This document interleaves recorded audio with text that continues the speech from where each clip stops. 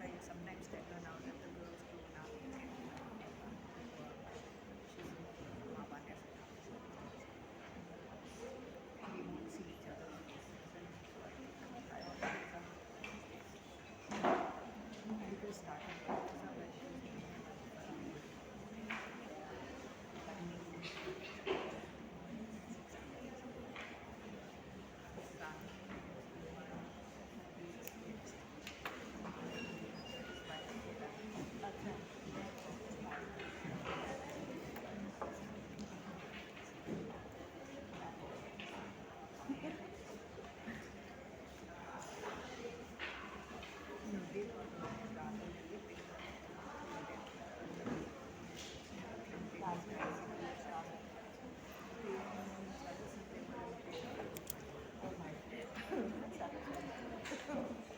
and I was there too.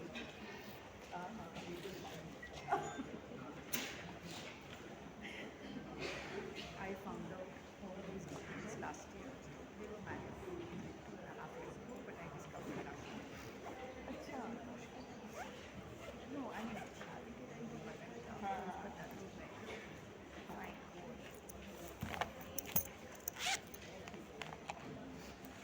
अब तो सब ऐसे ही होता है.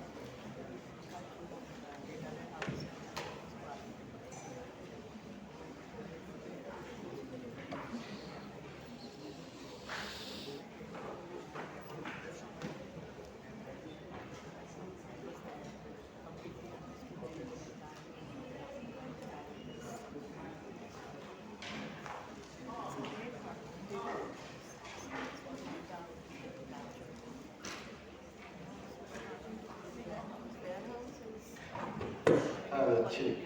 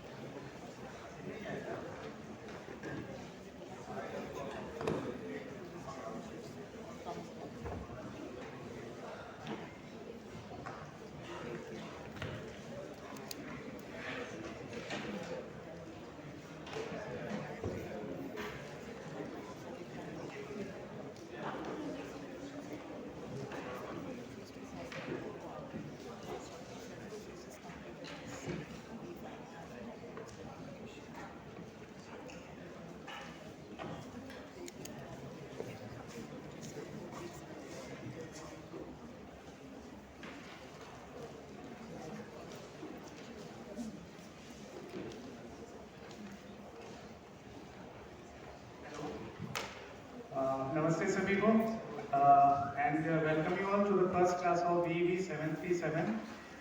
So I'd like to introduce course instructor, Professor uh, Sampadanand Mishra ji, Director, Center of Human Science at Rishigod University. So Professor is passionate about Sanskrit and Indian knowledge system. He has delivered multiple lectures at various locations, nationally, internationally, on Sanskrit, Indian culture, education, spirituality, and so on. And in 2013, Professor launched the first 24/7 Sanskrit radio channel known as eVeEeVe Sanskrit Radio. And in 2014, he also founded and launched Sanskrit Bali Sahitya Parishad to inculcate Sanskrit in children's literature. He also received President Award for his excellence and impactful contribution in Sanskrit. And the list goes on. So I'd like to introduce and welcome Professor, and please with a huge round of applause.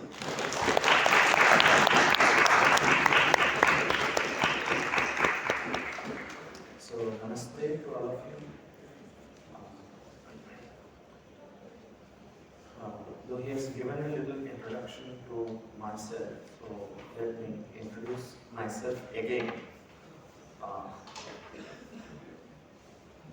Basically, I come from a background where I'm grown up with Sanskrit and Indian languages.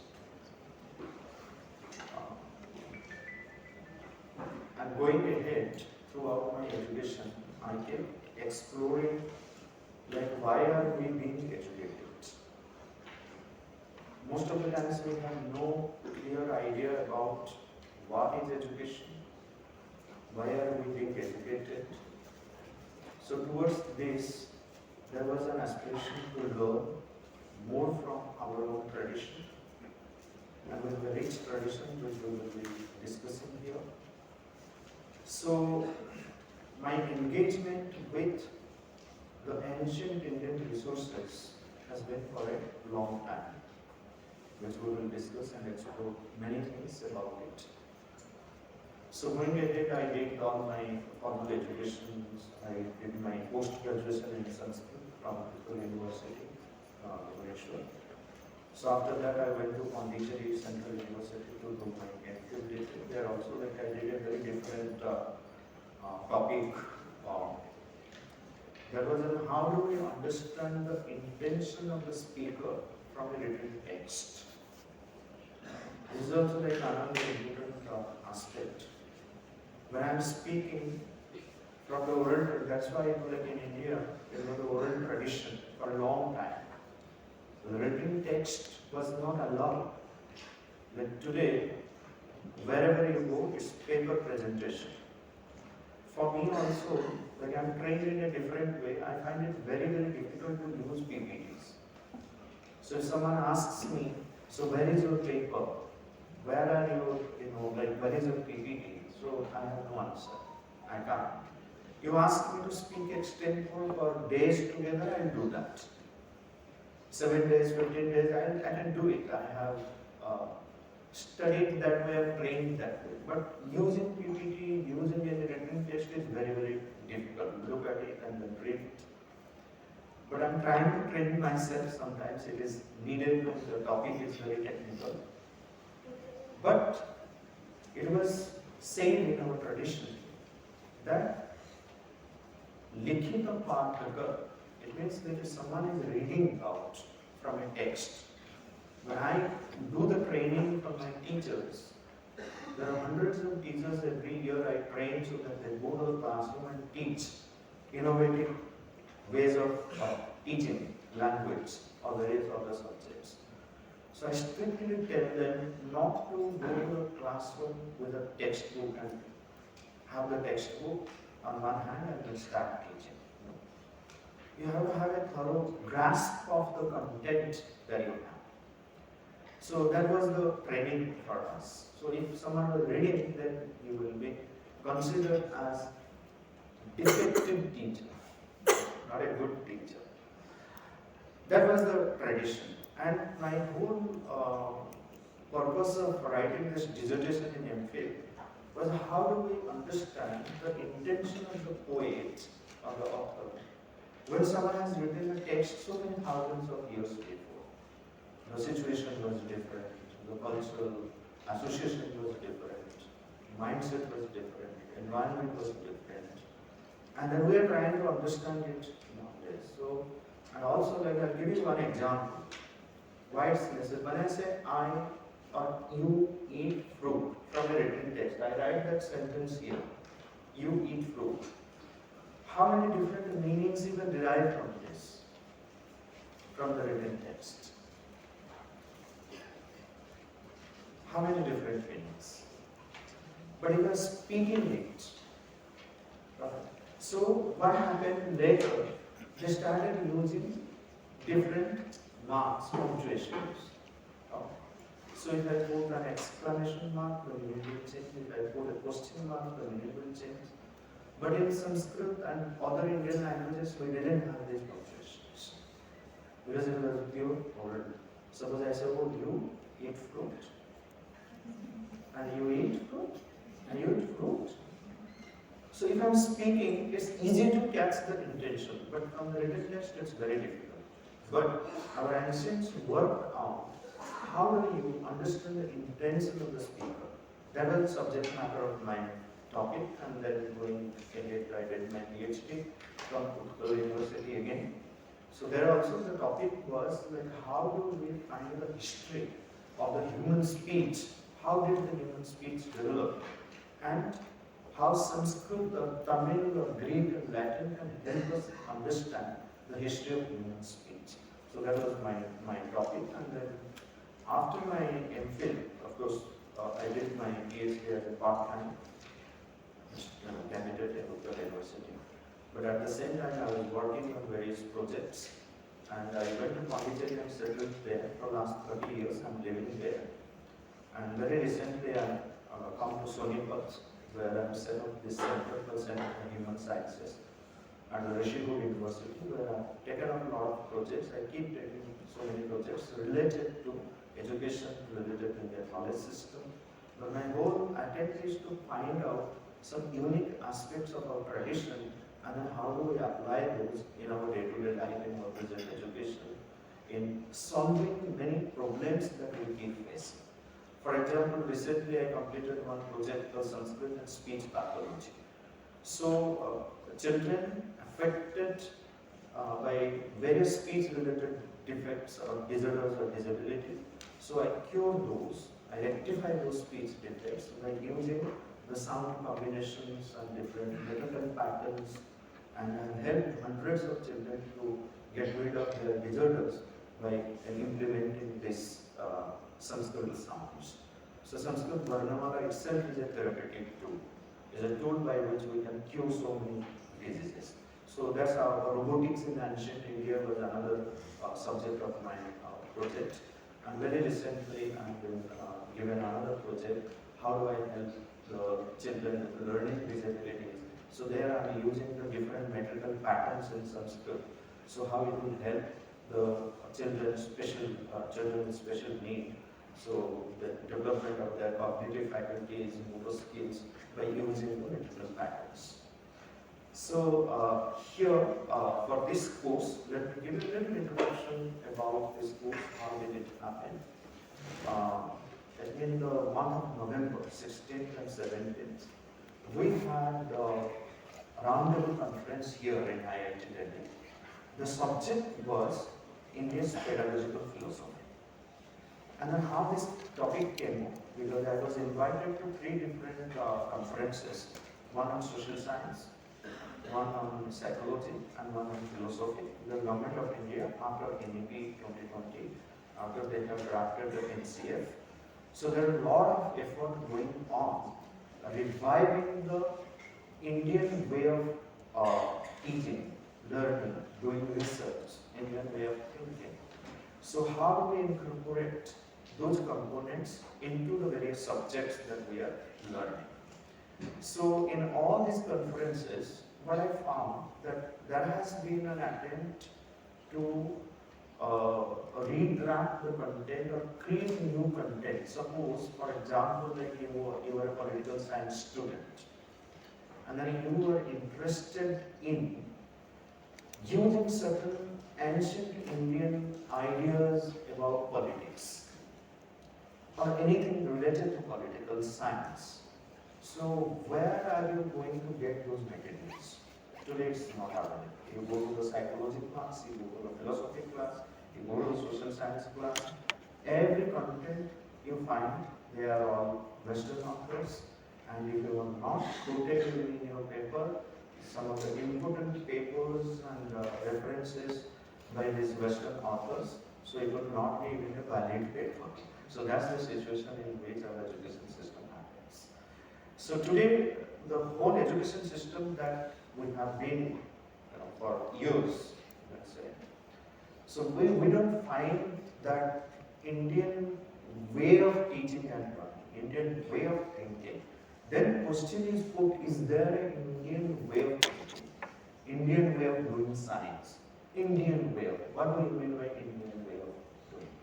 So these are some things which I presented in all these conferences, and then I felt that we are missing the pedagogy.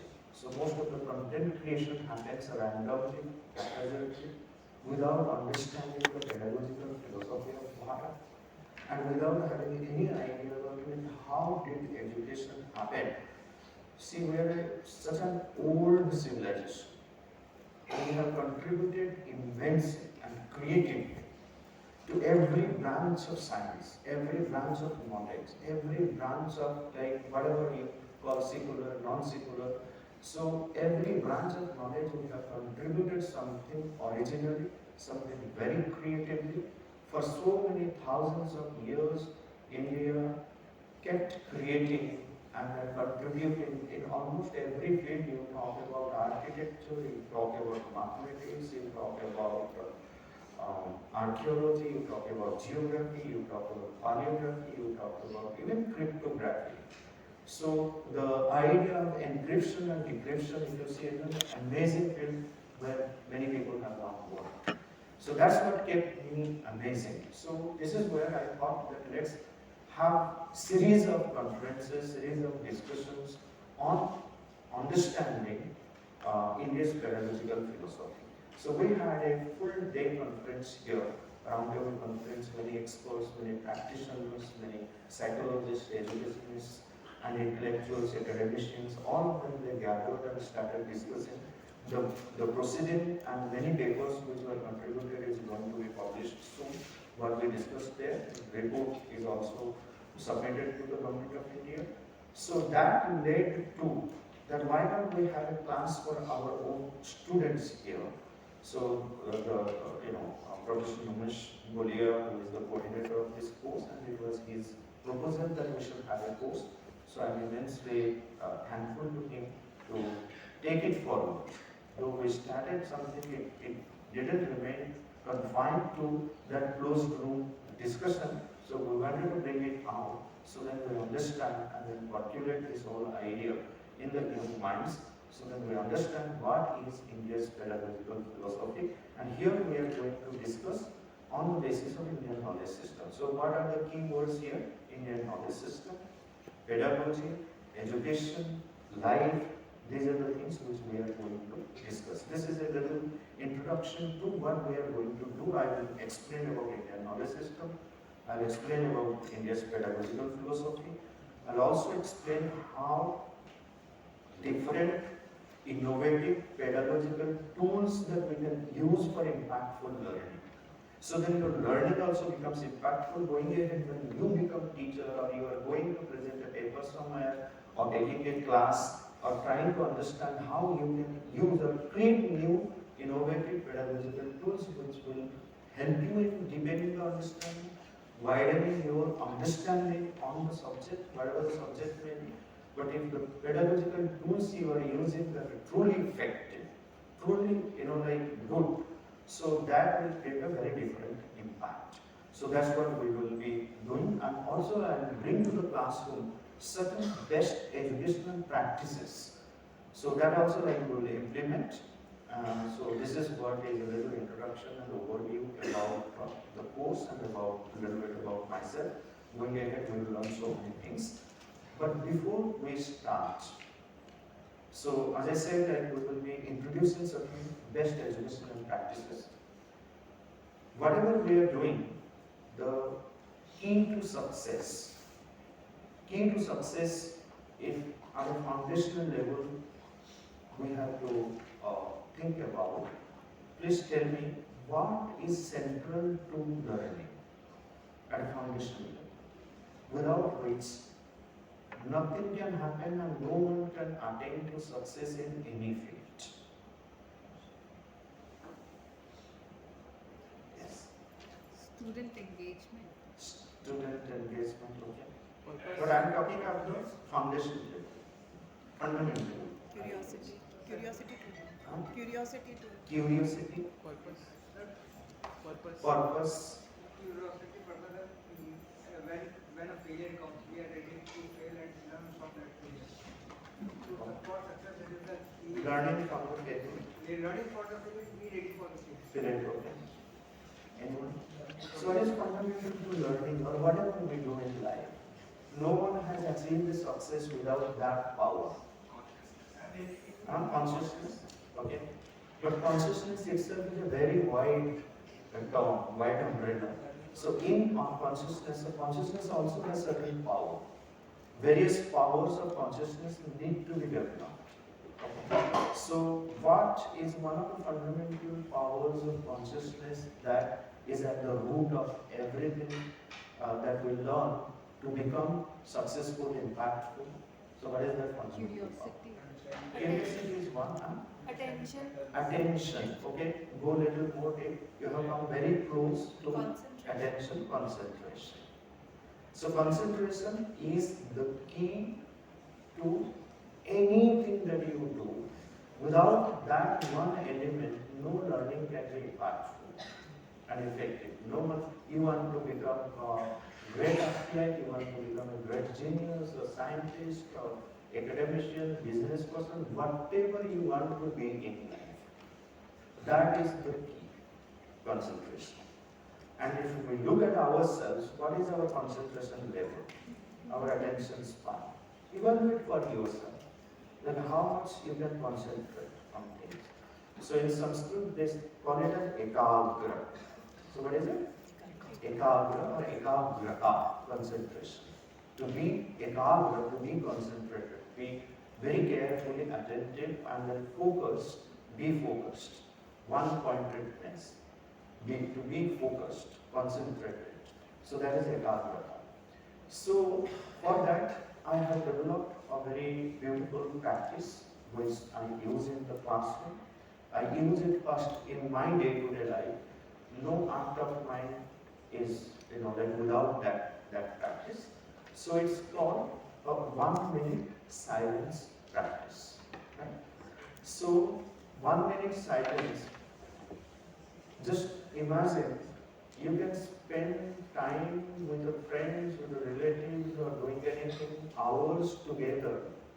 How time passes you don't know. But if you are asked to concentrate for 1 minute or remain silent for 1 minute, it is an extremely difficult job. I was doing it with various people, and once I was doing with a group of fresh executives from the company. So one very young boy, so he made a very very good remark he gave from his observation after the concentration was over.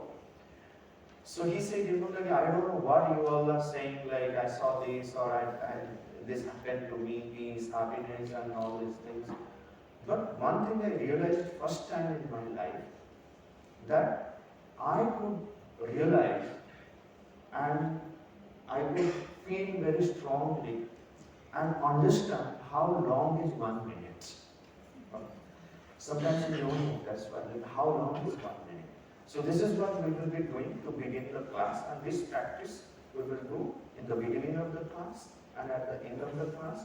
And also, like if you feel like that this is helping you, You can put it into your practice before taking your food, before going to bed, after getting up. Whatever you do in life, just remain silent for 1 minute. So how to do it? How do I know that 1 minute is over? So there is a technique which I will explain you. How many times we breathe in a minute? Any idea? How many times we breathe in a minute? 50. Hmm? See, we are not aware that we are breathing or not. Forget about how many times. I have checked with people, I ask, hey, do you breathe? They will check, yeah, I'm breathing. We are not aware that we are breathing or not. So that's the level of our awareness. So we find it difficult to concentrate. So we breathe 15 to 18 times. Maximum cap is 18 times for a normal person. Some people even breathe 12 times, which is very, very good. Okay. So let's keep 18 times breathing. Breathing in and breathing out in a normal way. Just close your eyes, sit comfortably in whatever way you feel like. Close your eyes and then observe your breath for 18 times, breathing in and breathing out. So what happens the moment like you are emotionally turbulent, psychologically disturbed, anything you are not feeling happy, just sit down, start observing your breath. And within 1 minute, you can see the difference. We do not observe the breath. So observing the breath in a very conscious manner, being aware of the breathing pattern is extremely helpful in calming us, in bringing that peace. Okay, so we sit now, count your breath, observe your breath 18 times and 1 minute is over. So this is the practice we will be doing at the beginning and at the end of the class.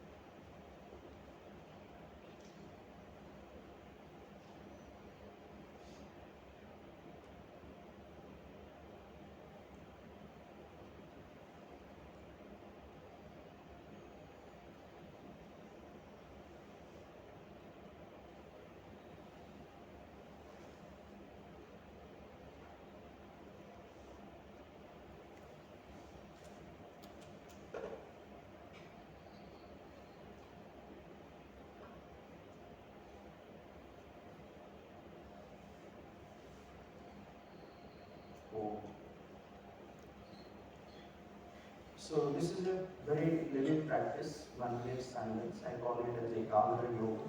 So if you all want to learn more about it, I have an article published on my blog page, on my Medium page. You can search by my name and then find it on the internet, eVeEeVe yoga.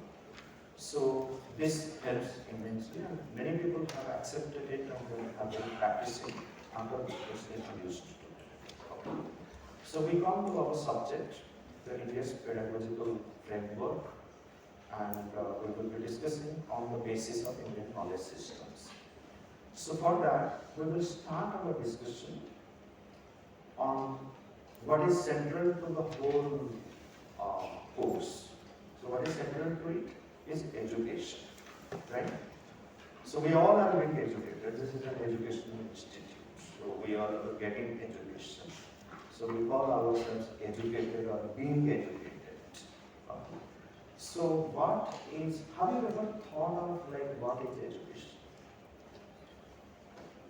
Have you asked that I'm going to be educated?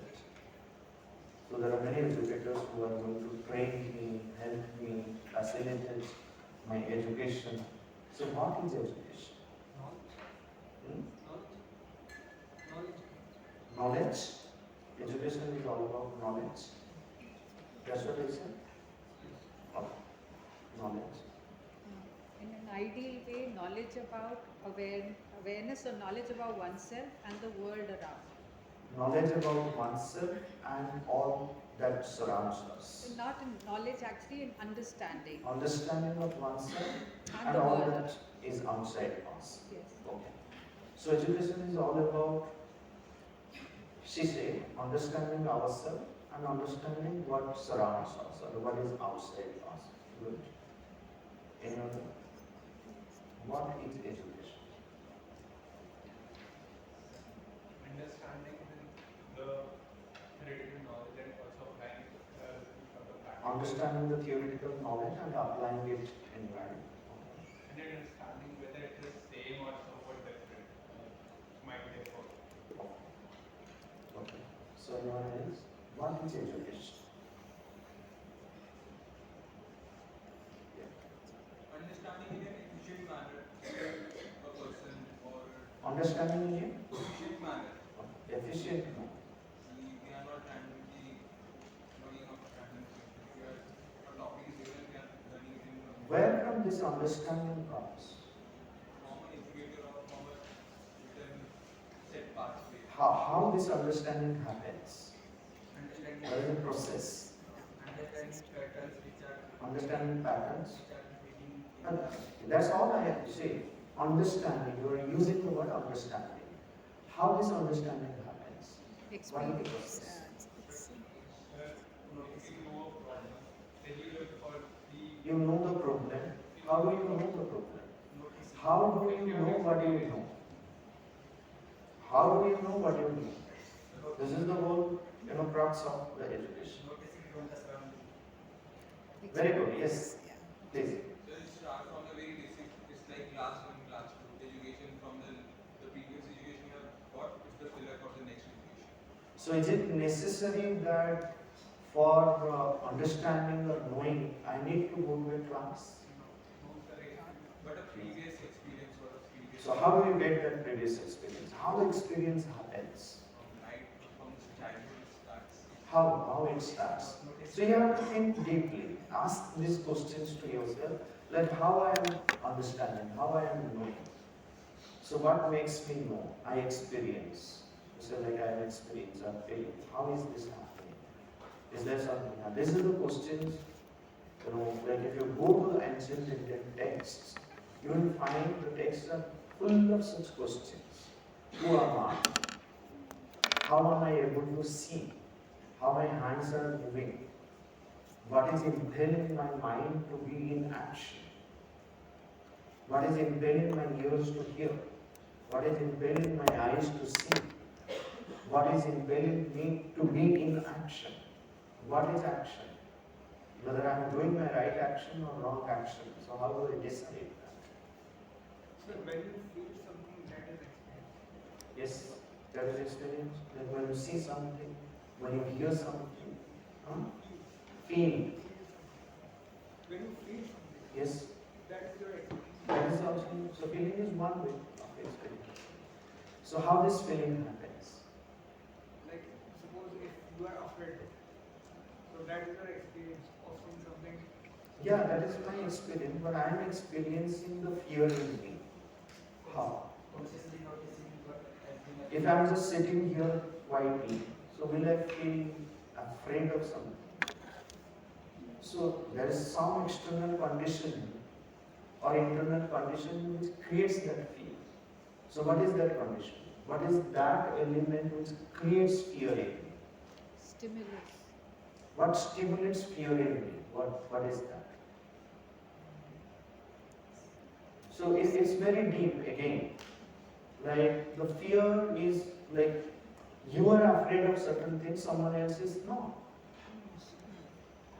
The yogis and rishis of the past living in the forest were never afraid of tigers, never afraid of the wild animals. They were sitting, sleeping, eating together. They had no fear.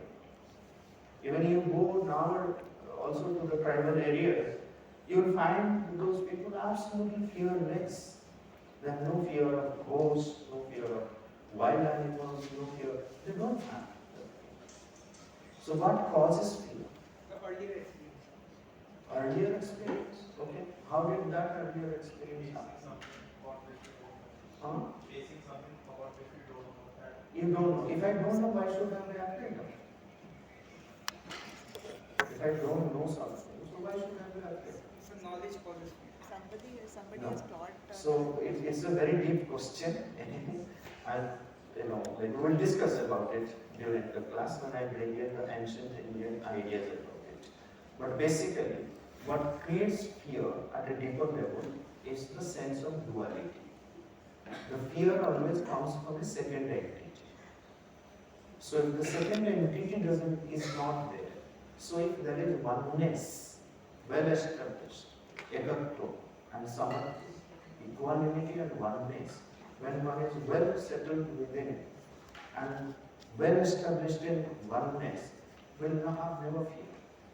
Because we feel that he is different or that is different from him. So as long as division exists, fear is bound to exist. So all problems connected with human consciousness is rooted in this division. Because we are divided. In consciousness we are divided. Inside we are so divided that if you are thinking that okay, today is a class time, now 4 o'clock, a new class is happening, I have registered, and suddenly you become, encouraged by something else which is attracting you to the God, and this is also happening at the same time. And then one mind is saying, I will go here, another mind is saying, I will go there, another mind is saying something else. Body is not supporting your life force, you feel low in the energy. So you are not one in your life. The mind is divided in so many parts. There is no alignment between your body, your mind, your life force. So in so many ways and so many layers we all are divided. That causes problem.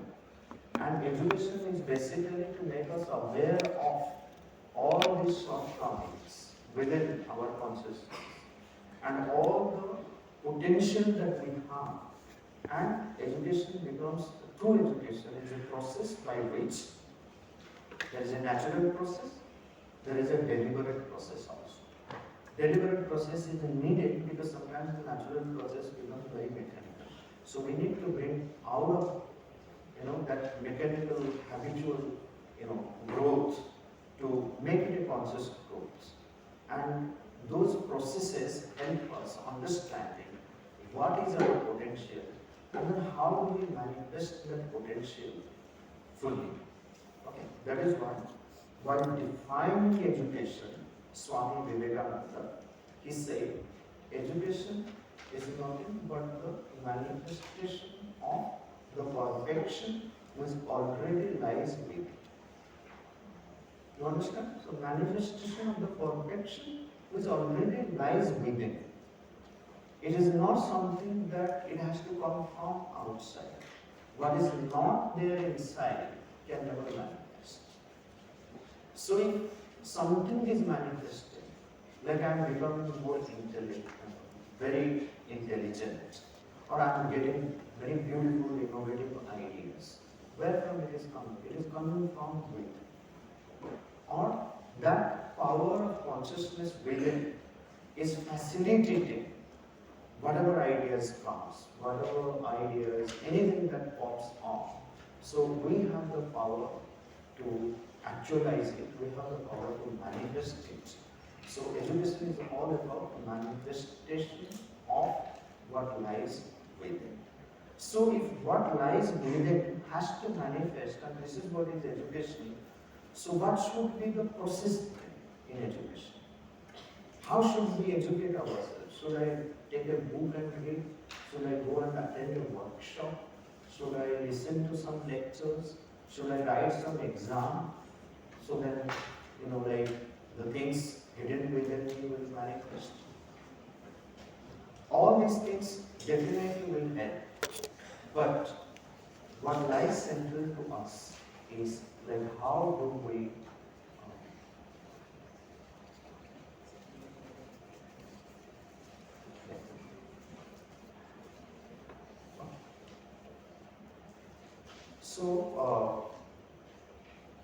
unless and until we go deep within ourselves and then see what is our power, unless and until the education system helps us enhancing those inner powers. Tell me, how many times throughout your learning. Your classroom, your teacher, your facilitators, or your education system has made you think about your power of observation and how to increase it,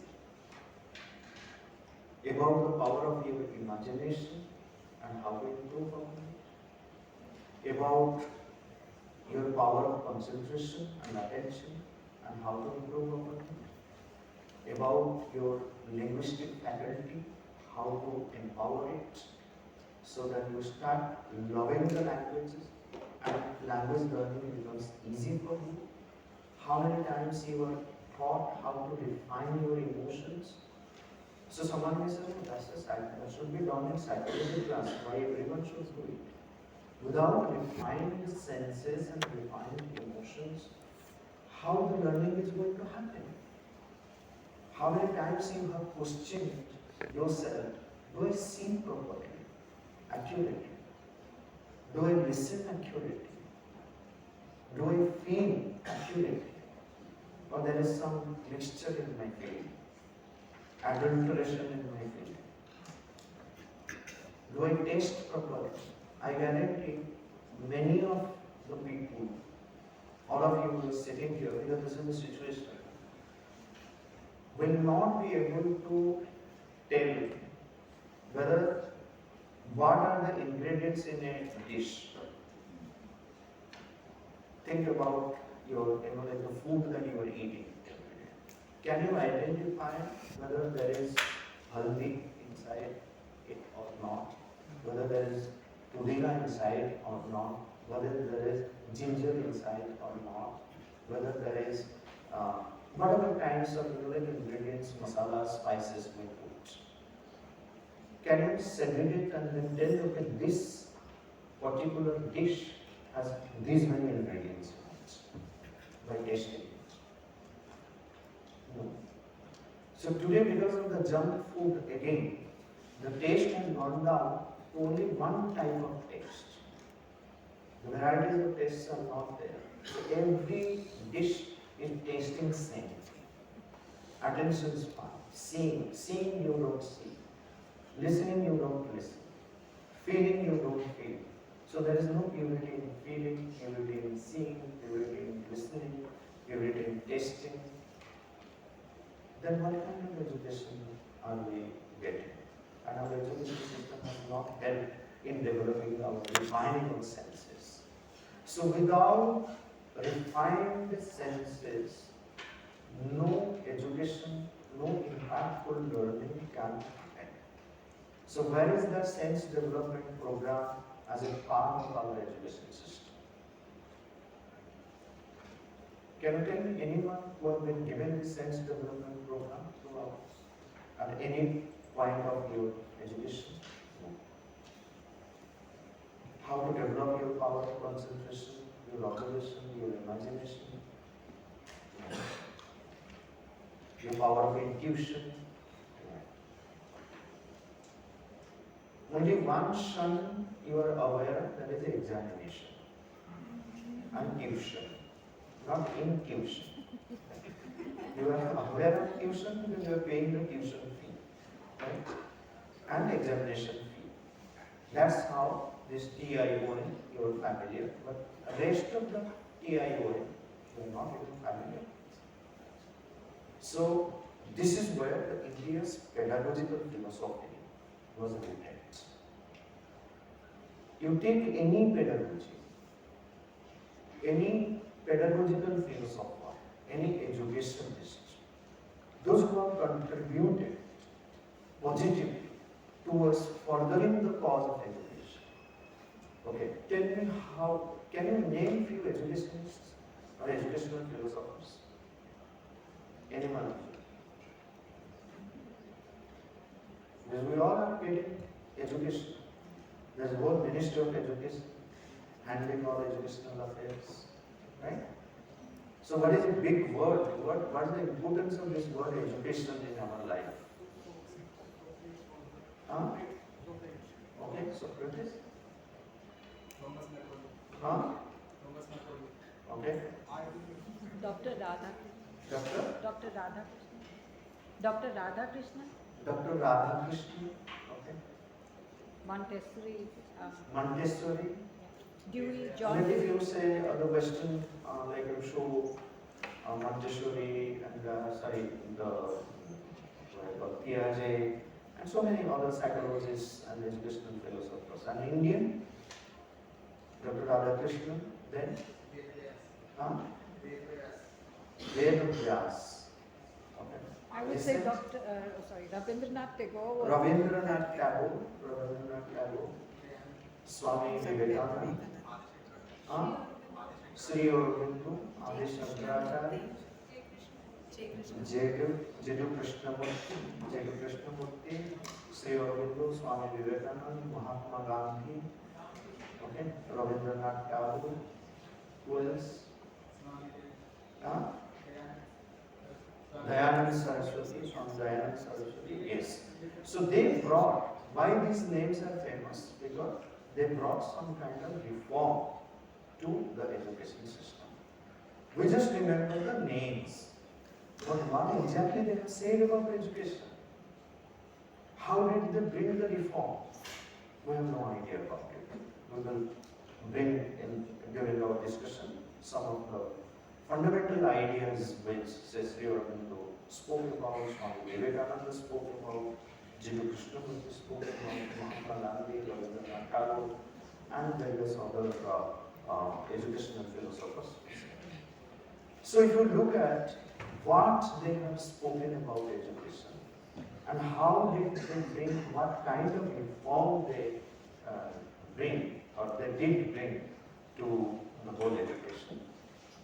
So every educational philosopher said that education is a process by which, and what is the purpose of education?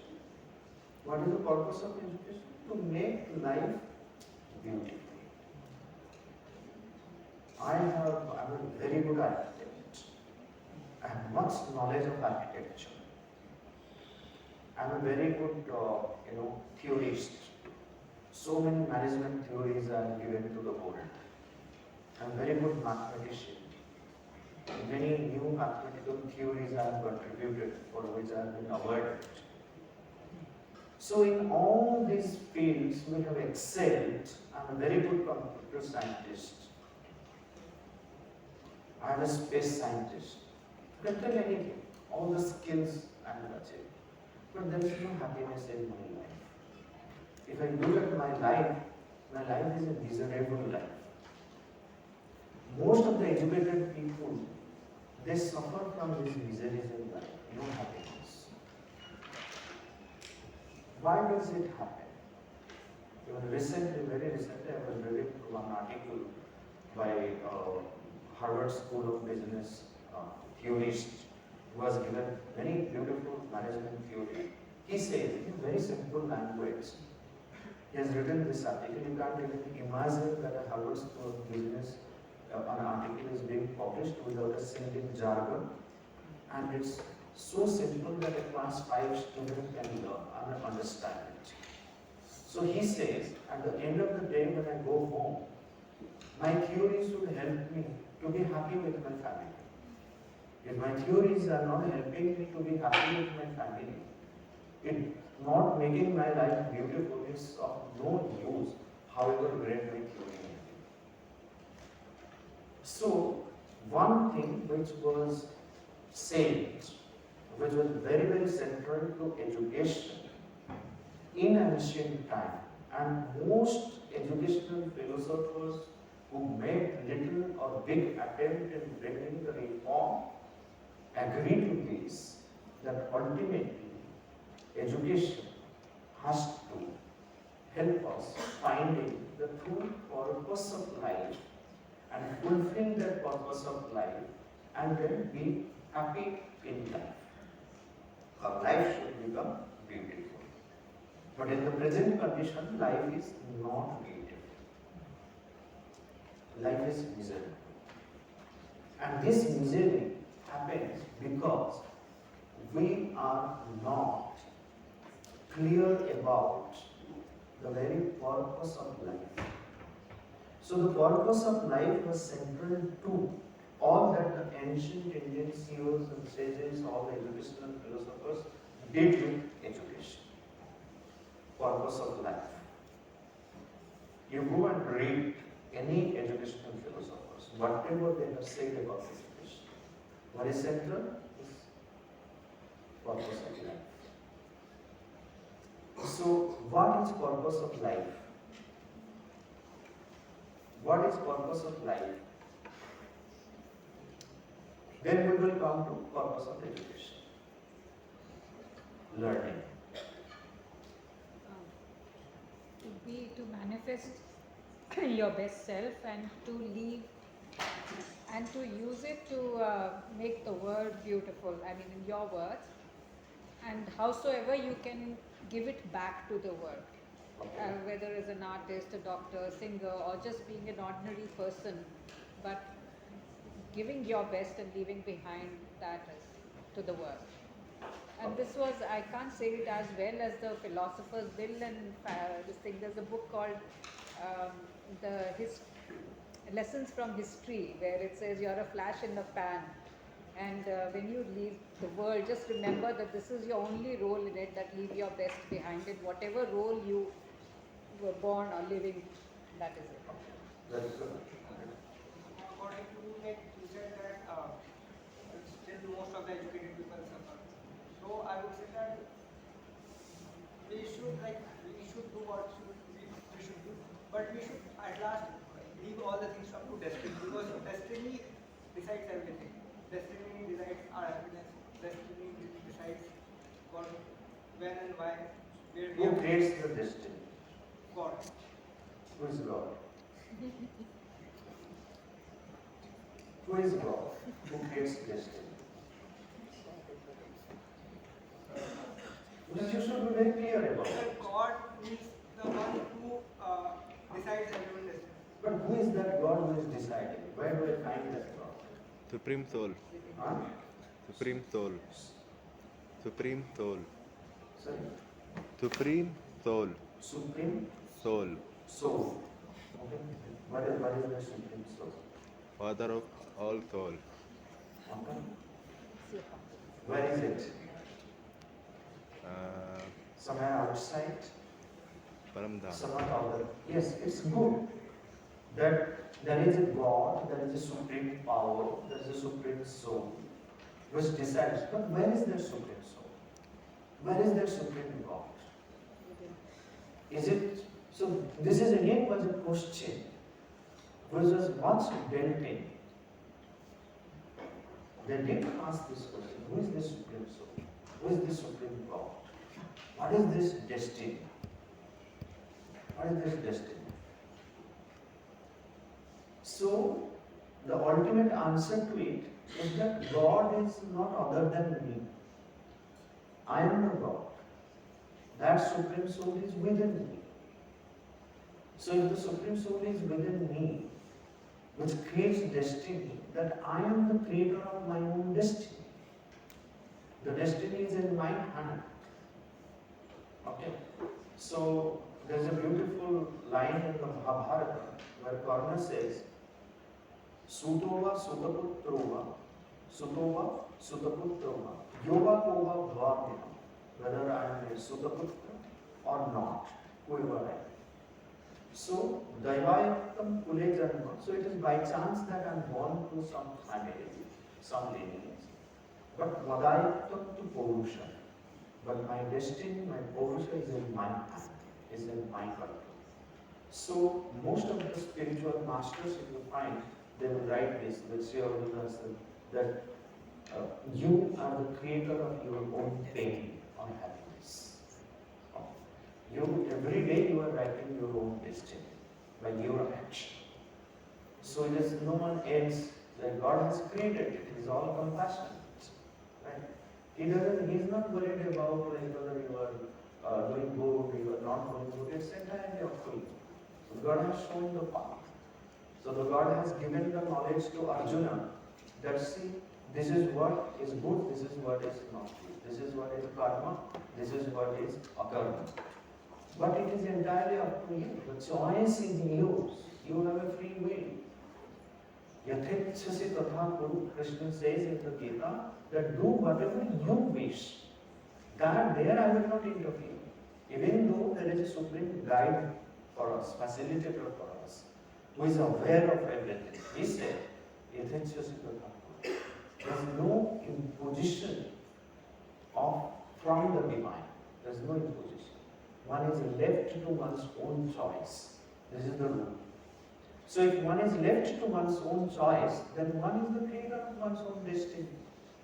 So this is where education comes to our help to understand how do we create a destiny which makes us realize the real purpose of life and remain happy and ultimately realize the true happiness in life. Towards that our education must lead. So that is why we are not happy, because all our happiness and unhappiness have an if attached to it. There is some external or internal condition which is attached to it. What is that condition? If this happens, I am happy. If this doesn't happen, I don't know what the hell is going to happen to me. I have to crack this examination, then I am happy. If I fail, oh, I don't know what the hell is going to happen to me. So always there is a condition. We are living a very conditioned life at every moment. Conditioned by many conditions, limited by many limitations. So education in a true sense is the process which helps us to become free from such limitations, free from such conditions.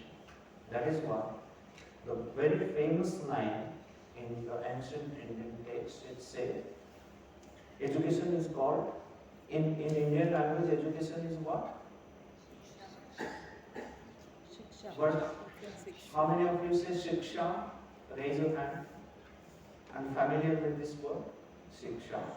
Okay. So Shiksha is a recent word, you can say, which is used for education. In ancient time, the word Shiksha was not in use for the, in the sense of education. Shiksha was a specific training in phonetics or any other vocational training. So mostly for the phonetic training, it was called Shiksha. If you are doing a research on education and you want to do it in the light of Indian knowledge system, and you are searching texts, and then you find a bunch of texts called Shiksha Shastras, and then you say, no, I have so many resource materials that Shiksha Shastras, plenty of Shiksha Shastras are there. You will be disappointed, you will not find anything about education there. If Shiksha Shastra is specific to phonetic training, right? So what was the most famous word which was used for education? Vidya. Vidya. Okay. You are familiar with the word Vidya, right? Okay.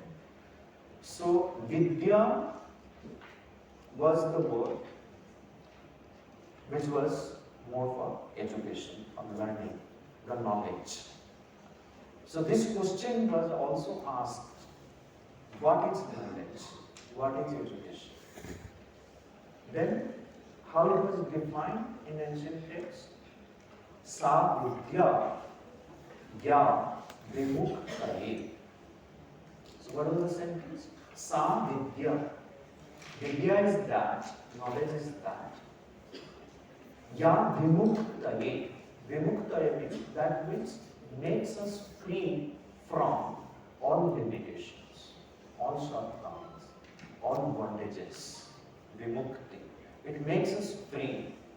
Because ultimately, who can experience happiness? The one who is free. The one who has the complete control over oneself, himself or herself.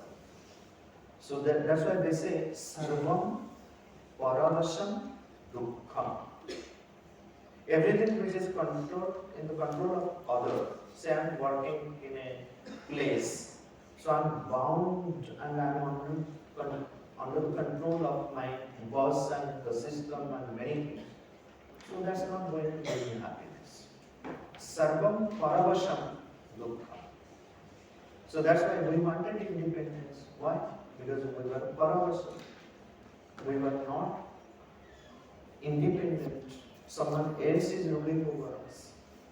Sarvam atma vasham sukha. So what is it? Sarvam atma vasham sukha.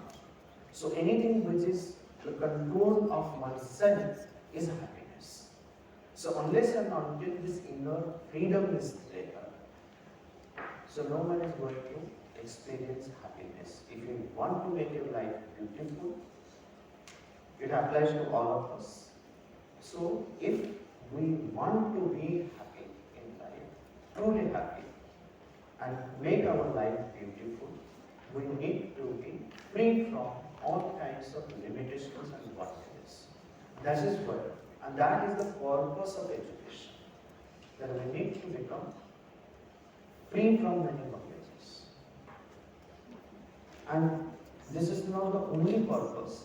In order to do that, in order to become free from many limitations, we need to learn so many things also. That's when there will be expansion of the consciousness. The consciousness has to widen, the consciousness has to expand. And if this expansion doesn't happen, if we are living in the narrowness of our consciousness, that will never give us freedom, that way we can never learn anything. So therefore, there are so many things which are needed for this expansion of consciousness. That was all part of education. We need to learn so many skills. We need to refine our instruments. So our physical instruments, physical is an instrument that also has its own limitations. That we needed to get free from its limitations. We have our emotional being, that is also limited. So we need to make it unlimited or make it free from its own bondages and limitations. We have our mental psychological being, that is also limited. Just imagine that how limited is our mind. So education must help making the mind free from its limitations. So that's how you can, the consciousness can expand. So expansion of the consciousness was again another aim in education through various activities.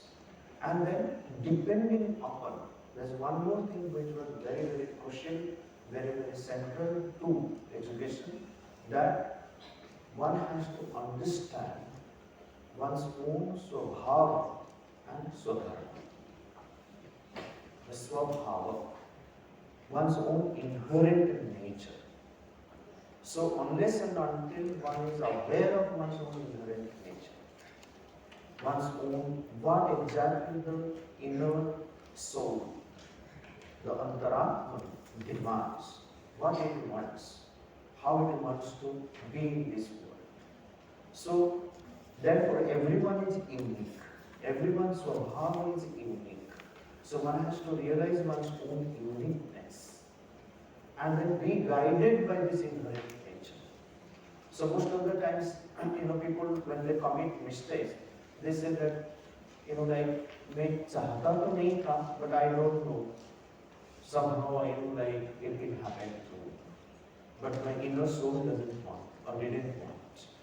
So we become aware of our inherent nature. But education, the true purpose of education is like how it makes us aware of this inherent nature, of ourselves. So self-awareness was central too. That is what the true purpose of education again, like as I said, like savidya, yavimuktai. If I wanted to learn something, because learning has to happen, what should I learn? So if you say, you bring all the rishis of the ancient, of the past, all the spiritual masters, make them sit, and then ask them, please explain us very precisely what is the purpose of education. All of them, they will agree and they will say unanimously these two words: know thyself. Atmanam Vidhi. This is the model which is given to us. Atmanam Vidhi. Know thyself. You may be something, or you may be a great genius, but if you don't know yourself, if you don't know who you are, what are your capacities, what is your potential, and if you have not made any effort in manifesting the potential, then there is no use of this education. So, this is what is a little introduction about the purpose of what is education, what is the purpose of education, and then how the education has to happen, and why there are so many subjects. So why someone gets interested in a particular subject and not interested in another subject? Is it that way? I love philosophy, I love technology, I love science, I love math.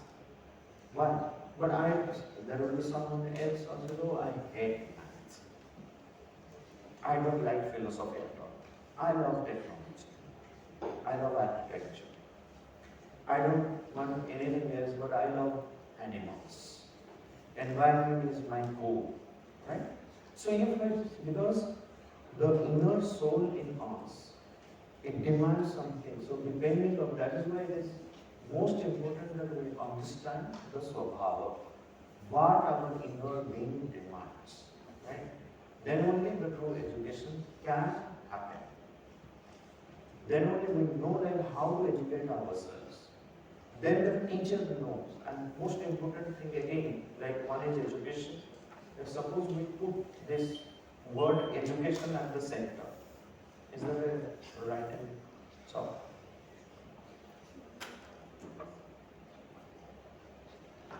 Anyway, so suppose we put education at the center. So what else you can put?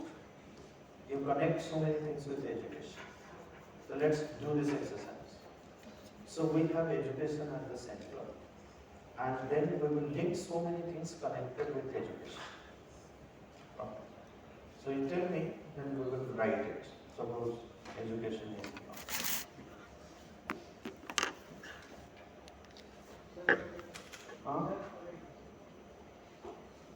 education. This is at the center, and then we will connect it with so many things. Tell me. Physical, mental. Self-awareness, okay. I write self-awareness.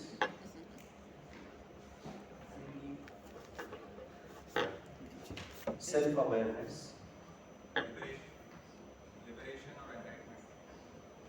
Liberation or enlightenment? Liberation from attachment. Okay, so I write liberation.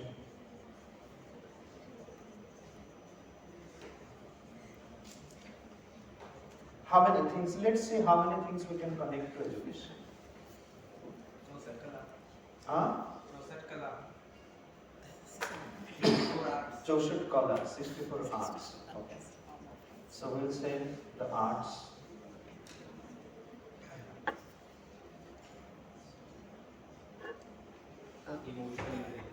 Emotional intelligence. Emotional intelligence. Refinement of faculties. Refinement of faculties.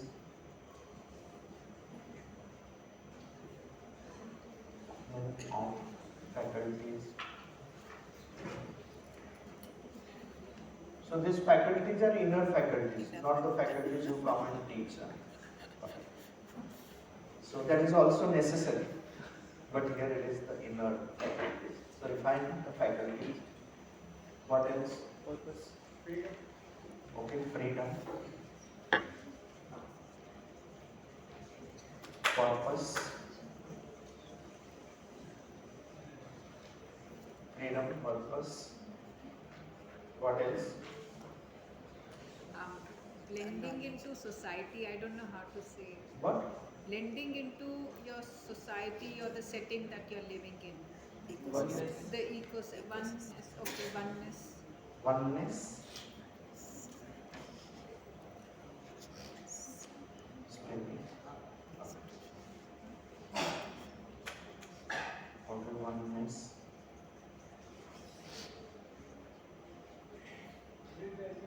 Huh? Rebellion.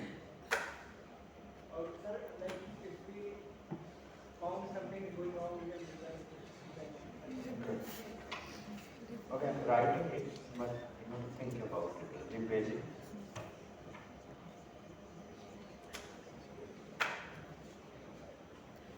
What else?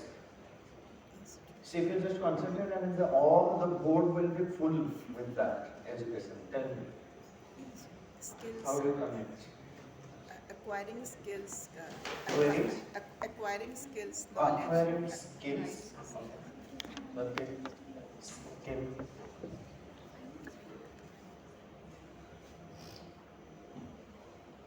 Yes. जिज्ञासा और जिज्ञासा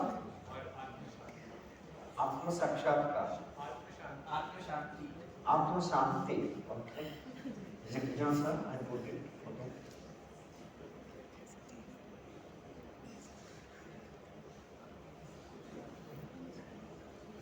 जिज्ञासा.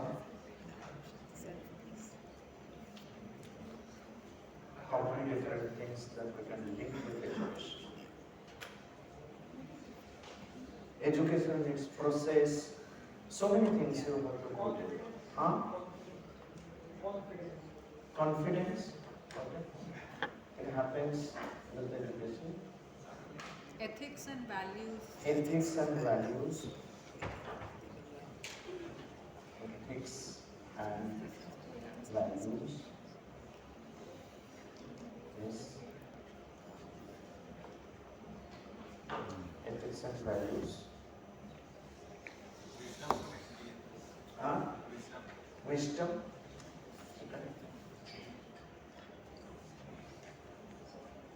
Wisdom. In the current world, earning livelihood. Livelihood.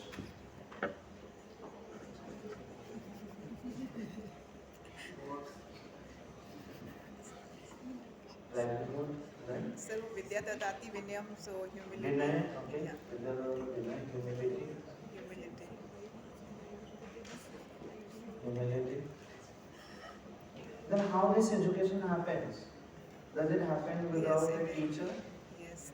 Okay, Teacher. we will not mention that. Teacher. Like education also like has to have the learner Learner and teacher. and Teacher. the Teacher. teacher. And institution. Some form of institution. Okay. Institution. Curriculum. Exactly. Yeah. So curriculum. Methodology. Assessment, evaluation. Yes, now you are coming up. Assessment and evaluation.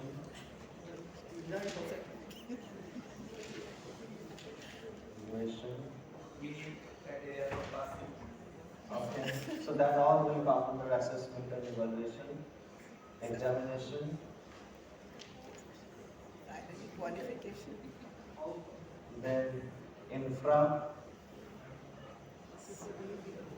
Methodology from one side. Methodology.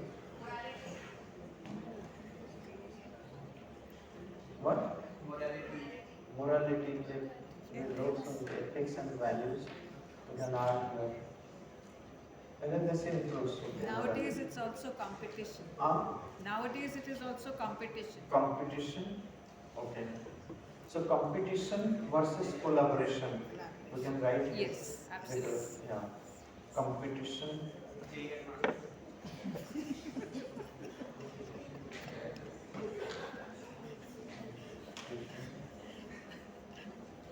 Versus collaboration.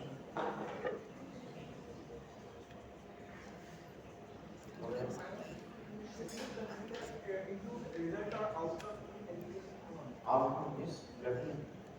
The outcome has to be there. There has to be some. So that is the like, where does it lead? So the outcome of education. So I'm talking about success. Success. So I'll write success. That's also true. Okay. So success. But how do you define success? That's a different thing. But success is there. Learning outcomes, goals, aims and objectives. Aims and objectives of education. That again we will take with the curriculum Right, syllabus purpose. and as a part of methodology as a part of that. Disciplines. Discipline, very good. Yes. So we have discipline.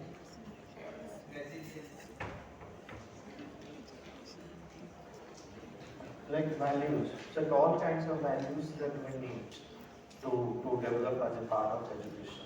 Okay. So now, like if you make a chart of this, that what are the things connected with the education, so you have a very long list of the things which are needed. So when we are talking about, and the most important thing, none of you said for which the entire class is pedagogy, right? So we will write here pedagogy.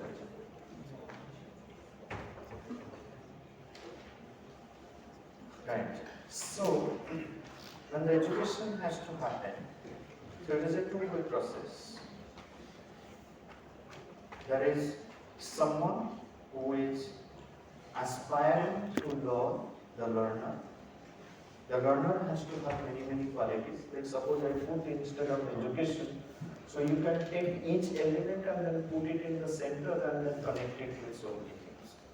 Okay, that's how your systems thinking or design thinking or mapping it helps. So put at the center learner. So what are the different qualities a learner has to have? So if you are a medical doctor, like in medical science they ask this question, who is a patient? Who is a doctor? Okay. So how do you define a patient?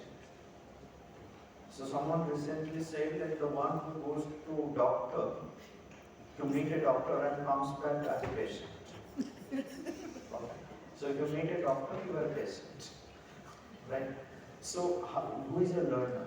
How the learning happens, the processes, and then who teaches, who facilitates that. Okay. There are certain fundamental principles of education we need to be aware of. Okay. That's about the education part. Then each and every aspect here we will be discussing in the class going ahead. And then try to understand fully each aspect so that we understand what is needed for an impactful learning or teaching, or if we are developing curriculum, then we will have group discussions, we will have project works based on, like we can even take up subjects and then create small modules and then create curriculum, learn the art of creating curriculum, learn the art of like how do we teach and how do we learn, okay, and make learning impactful. So this is one aspect which I wanted to cover today, and the other aspect is the Indian knowledge system. So till this part, and you tell me, Swati or Shivam, if we need to take a break at any point of time. 10 minutes from now, we will take a break, but before that, so far whatever we have discussed, like if you have, now it is open for you for asking question or any kind of discussion, then we will take a break and then come back and discuss about the Indian knowledge system. That will be the next part of the class today. So any question? We will take up. So I'm a practitioner, but there's one thing that I don't understand. If we assume that all the beauty is inside, we are perfect inside, and then we need education to bring that perfection out. But the way the world is educated is so oriented by Western methodology and the empirical approach, that somewhere there is this conflict all the time in the head, and that has taken so much precedence over this concept. I know you'll say that is why we are this thing, but even the best of practitioners are lost in the quagmire, and this is a totally lost concept. True. This is a situation. I mean, personally, I believe that when you're born, you have everything within you that you need to. I mean, हम कहते हैं कि बच्चे को mother चलना सिखाती है, नहीं सिखाती. She just gives the cues and the prompts. बच्चा खुद ही सीखता है चलना भी और बोलना भी. So जिन बच्चों को सिखाया जाता है, wherever like a damage is created for them. yes, वो चलना ठीक से सीख नहीं पाते, और जबरदस्ती सिखाया जाता है. yes, because एक And certain you know age the आ story of like the butterfly and how it comes out of the cocoon. So if it is forced, it loses its life. There is a natural rhythm, there is a natural force which takes care of it. Like one needs to understand that. One needs to allow that time for the growth, for the manifestation. If it is imposed, say nowadays, we are forcing the children to do writing even at the playgroup level, LKG, UKG level, which is very, very damaging. The writing should happen at the age of 6, 5 plus or 6, it has to happen. Then you see the beautiful handwriting of the things. Until then, just the pattern recognition. They should be able to read the complete text before they write it. So where is that? It doesn't happen. But we are forcing it. By forcing it, we are doing a damage. And our priority is somewhere else. The story of the woodcutter. So there was a woodcutter. I mean, where is the present education system? To illustrate this story, the woodcutter, he goes to the forest every day, cuts woods. That's how he manages his livelihood. And one day there was a passerby, so he was observing this woodcutter. A very thin tree he was cutting, which should have taken 5 to 10 minutes. But it took 45 minutes for him to fell it down. Right? Then the passerby who was waiting and observing, so he went to the woodcutter and then he asked his axe. He said, "Show me your axe." So he showed him and it was absolutely blunt. Okay. So he asked the woodcutter, "So why don't you sharpen your axe? So it will, ease your work. So he said, "But where is time? I have to cut trees." So we all are busy cutting trees with blunt instruments and we have no time to sharpen it. That's the situation. And sharpening the instruments means sharpening all the inner faculties, what you mentioned. They're refining the inner faculties. That's why I put the question like how many times you have been asked to refine your senses, which program has helped you develop the power of concentration in you, observation in you. And I will show you going ahead that how the impactful teaching can happen when we take care of all these things. And a teacher, if it is a true teacher, it is truly passionate about teaching, can do whatever the subject may be, can do wonders in the classroom, taking care of all these things, completing the syllabus, and teaching it in a way by which it takes care of developing and refining the instruments also. And demonstrate here in front of you that how this can happen at the same time. Many teachers raise this question, oh, we have to complete the syllabus. Where is the time to concentrate on this power of imagination you were talking about, the power of observation you were talking about? So we are not here to do all these things. This is what not taught to us in our BA and MAD classes. We are trained to complete the syllabus. Okay? And there's so much of work. But the teacher can do wonder within that 45 minutes of classroom if the teacher knows the art of teaching, how to make it impactful. This is very true that even though we try, but we are trapped by so many things. This is where we need to change. You said that the refinement of thoughts you mentioned, the refinement of thoughts is very essential. So So, but maybe the refinement of thought is not aligned with the interest of the society. So society will not let it happen. Like, So why do you say that the refinement of thoughts is not aligned with the interest of the society? If the society has the real interest, real purpose, so it will definitely align with that. If it is not aligned, if you find the interest of the society is very different, that means it is not going in the right direction. There, the role of the educated people is to bring that change, bring that reform, by refining the thoughts. Only a refined thought can give birth to refined action, and refined action can bring the change. So if the thought is impure, the action will be impure. You agree with this? but like the philosophers that you named, so Socrates, they 80% of what them were died by the what happened with them. So if society doesn't let it happen, why then if the thoughts are pure, then why didn't society let it happen? But today we remember them. Eventually what happened to them. But their thoughts are immortal. We are remembering, we are trying to understand and get some lessons from their thoughts, whatever they have done. So that is the power of the refinement and purity. But why society becomes that? That's because, see, always, when you look at the society like a pyramid, there will be people always at every level.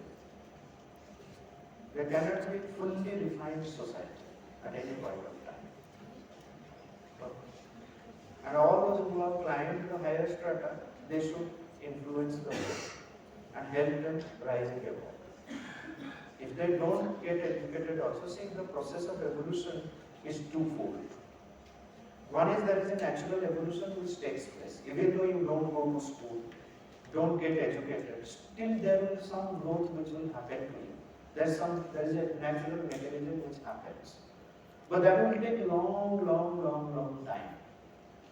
Another purpose of education or yoga is to accelerate that process of evolution.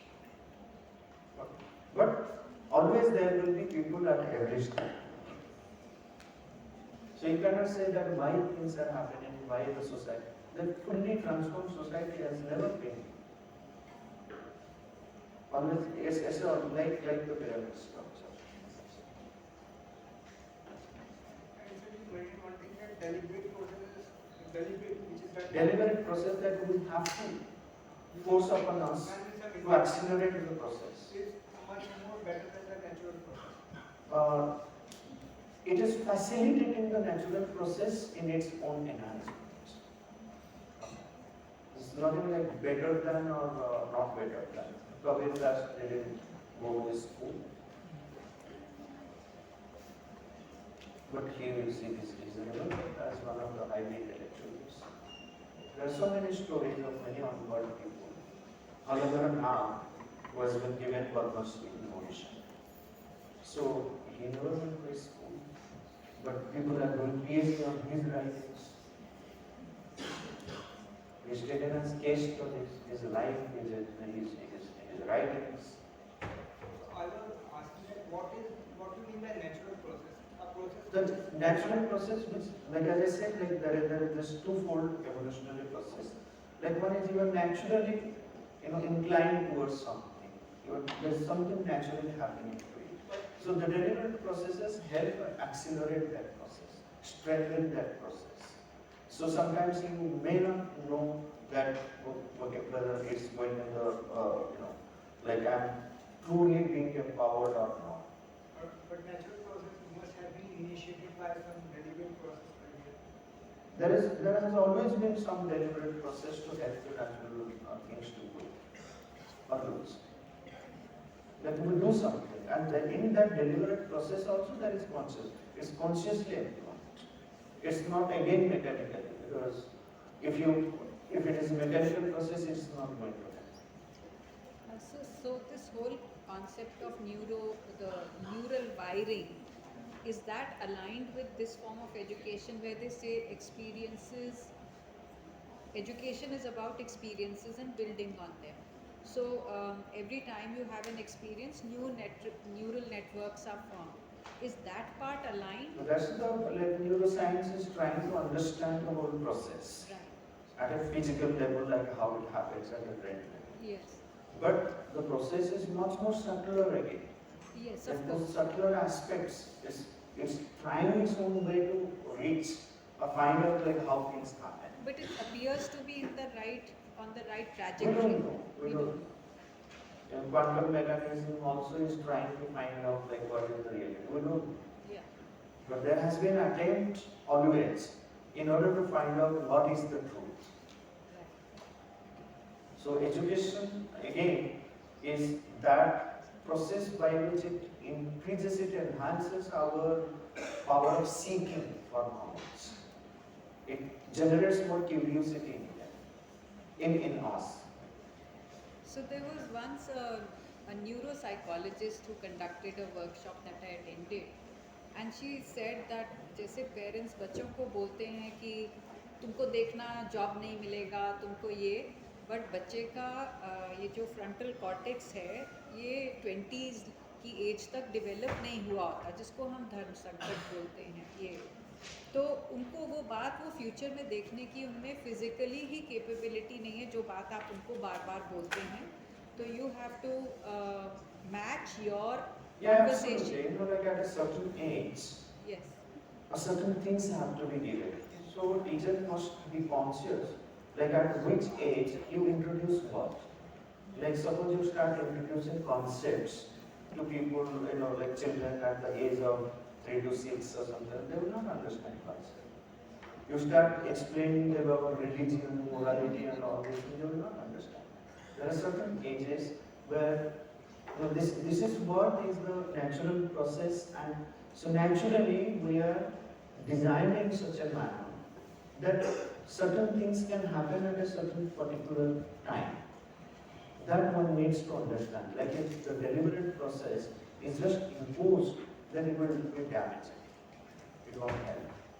Again, like let me tell you another story. Like what is our education system doing to us? So if you have heard the story of the baby camel and the mother camel, no? So the baby camel is asking the mother camel, "Mom, I have a few questions in. Can you answer?" She said, "Yes, my dear boy, tell me." He said, "Like I was wondering, like why our back has a big hunch. What's the use of it? So why do camels have hunch?" Any idea? Huh? Water. Water. It's a water storage system, right? So sometimes even camels are attacked just to get water from the hunch. So it's a water storage system. So the mom camel explained to the baby camel that like it's a water storage system because we are desert animals. So we need water. So that supplies water to our whole body, right? So he said, "Oh my God. I mean, I never understood this. Can I ask you the second question now?" He said, "Yes. Why do we have thick eyelashes?" If you look at the eyelashes of the camels, it's truly thick, okay, long and thick. So why is it so? Sand. To prevent Yes. sand from It's very protected. It's said because we are desert animal. So our eyes are protected from the sands entering into it. Okay. So when there is a storm or anything, so it will allow the sands to enter into it. He said, "Okay, Mom, I never understood. Thank you. Can I ask the third question?" He said, "Yes." So why we have got rounded hooves?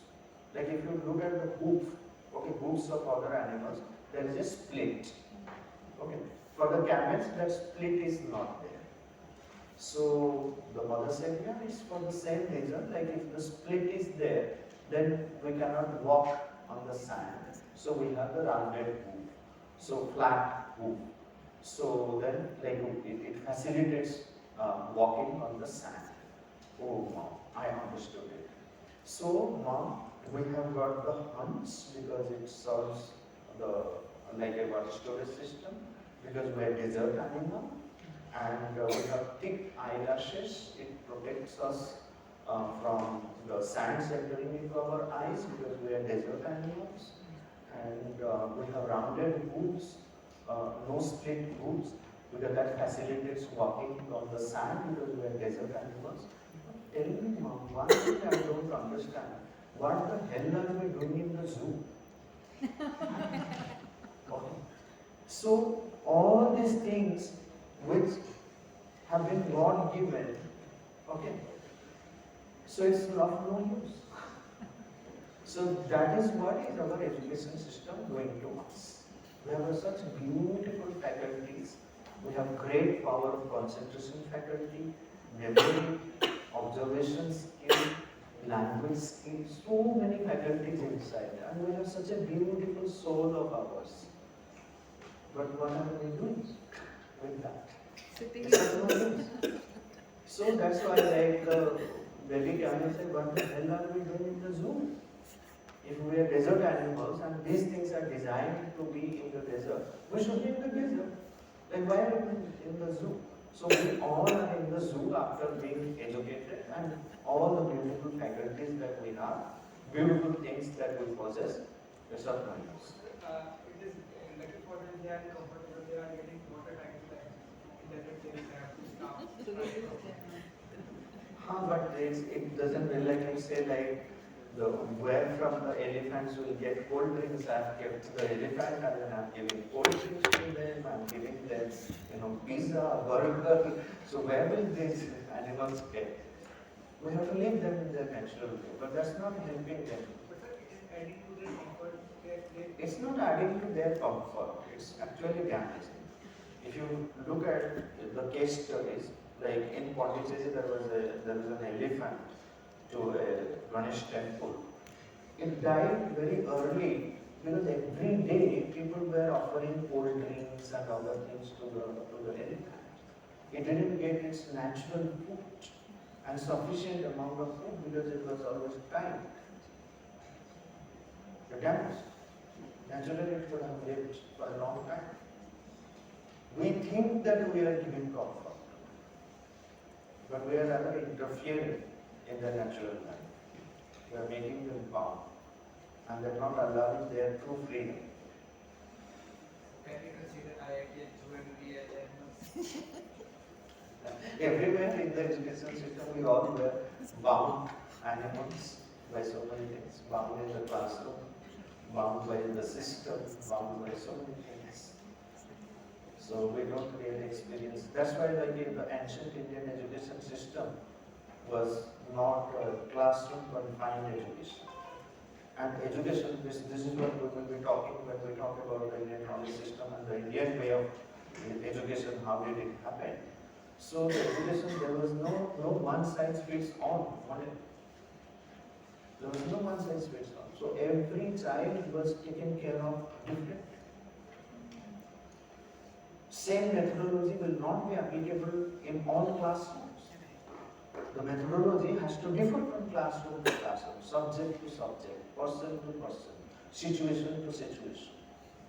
But we have created one size fits all model, so everyone has to, like Aristotle said, like the examination system. So you have a tree, so below the tree you have put a monkey, a fish, an elephant, a tiger, and a man. Whoever climbs the tree passes the examination. That's what is about the one size fits all model. That's what we have been following. But it was not our own system. We had a very different system of education.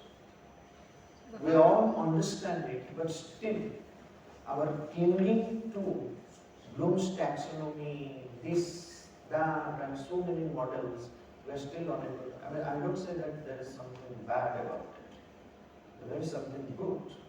So we should take that good and then see that how do we assimilate that into our own system. Instead of understanding and assimilating, we are simply imitating the rest. And that imitation has created a lot of damage, has been created. Okay. So any other question from this side? here.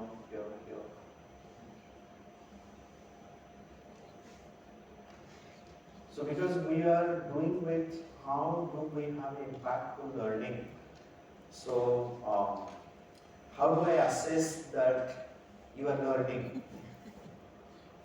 So there are questions that becomes a way that I can assess that you are listening to it and then you are trying to understand it.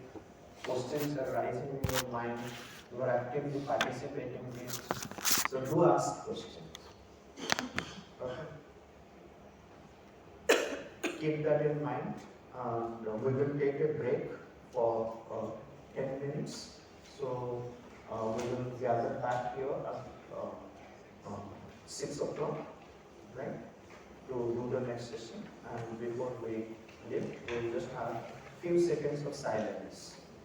Okay, and then we'll come back and then again have silence and then start. Right, just a few seconds of silence. Observe your breath, close your eyes.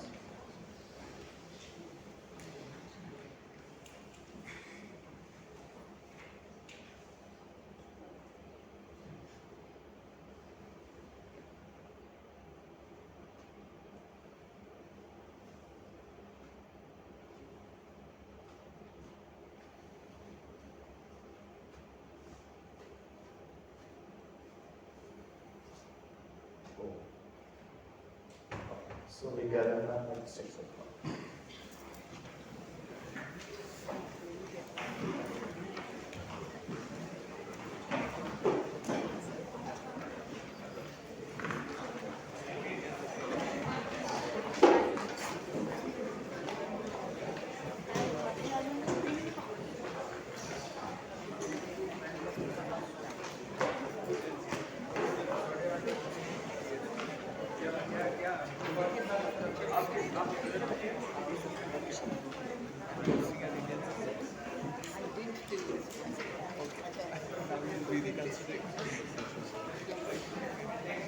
What are you doing? I'm a master of design. Oh wow. So you looked into Yeah, I'm into instructional design. Oh wow. Yeah. So I've been teaching and I've been developing models. And I have my own studio the next day. Your personal studio. So Yeah. that's your career. Yeah. You want me to partner with you, I can do that. Yeah, sure. It's like I want to start in Delhi. Like I had, Where are you staying? I belong from Gujarat.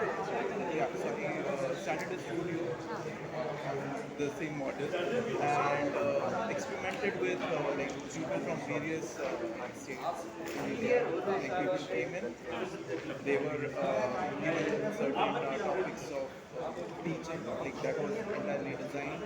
Given methodology was different for all the students. We can talk about it. Oh, sure, because I have been pursuing, I'm not a design expert, so to say, but I introduced design in my school when I was working about 5-6 years ago, 7 years ago.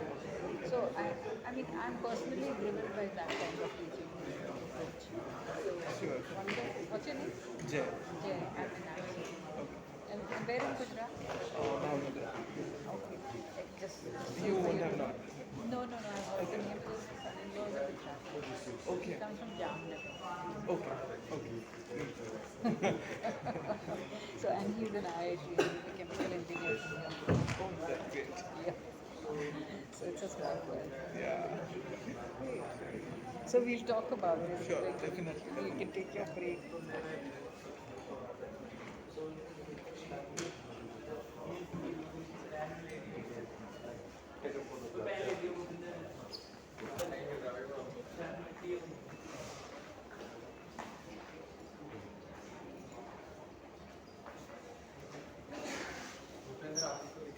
So it have been a little. So just to.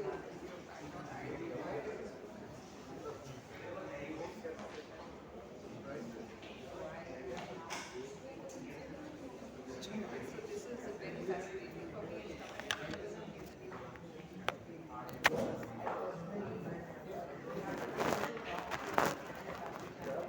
I did not agree with it.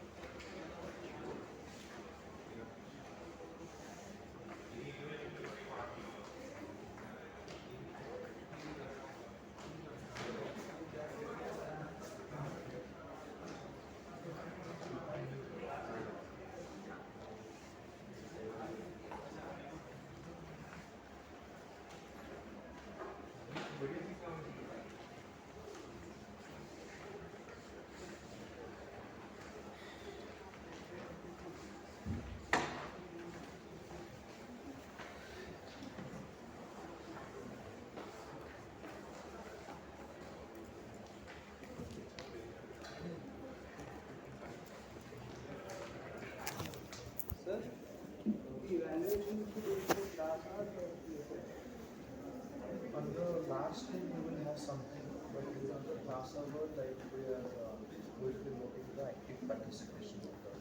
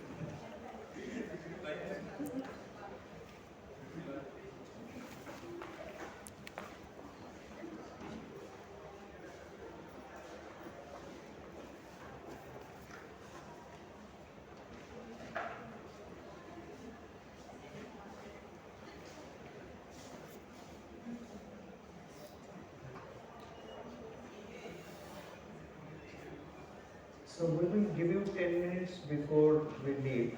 That time you can fill in. Okay. So please come to the class.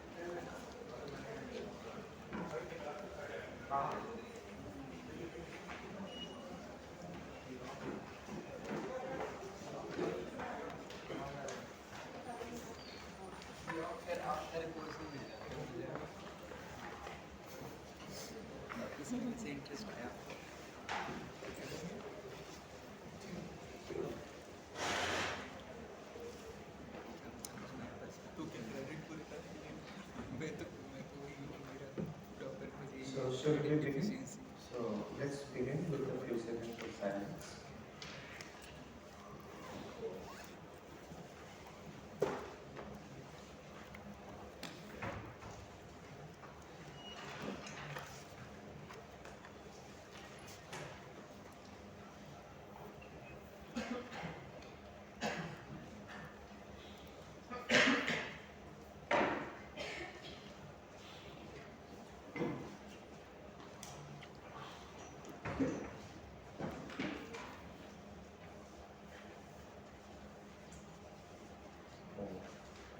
So we have seen in the first session a little bit of discussion that we did about education, the fundamentals of it, the purpose of life, how it is connected with the purpose of education, and the ultimate goal of life to be happy, and how education must facilitate bringing that happiness and then making our life beautiful.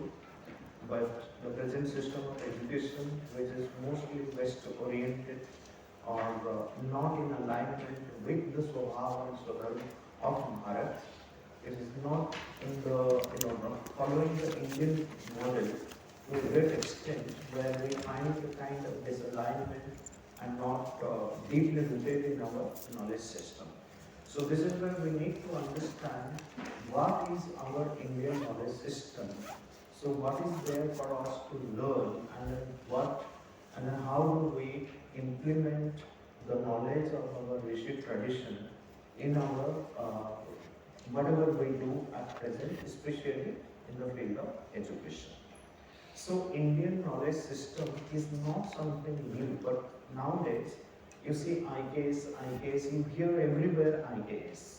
So Indian knowledge system. So every IITs, IIMs and higher institutions, educational institutions.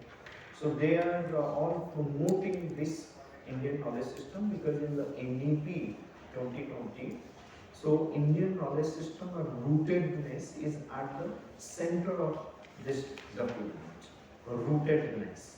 Okay, so we must, be rooted in our own knowledge system, own values, like the Indianness.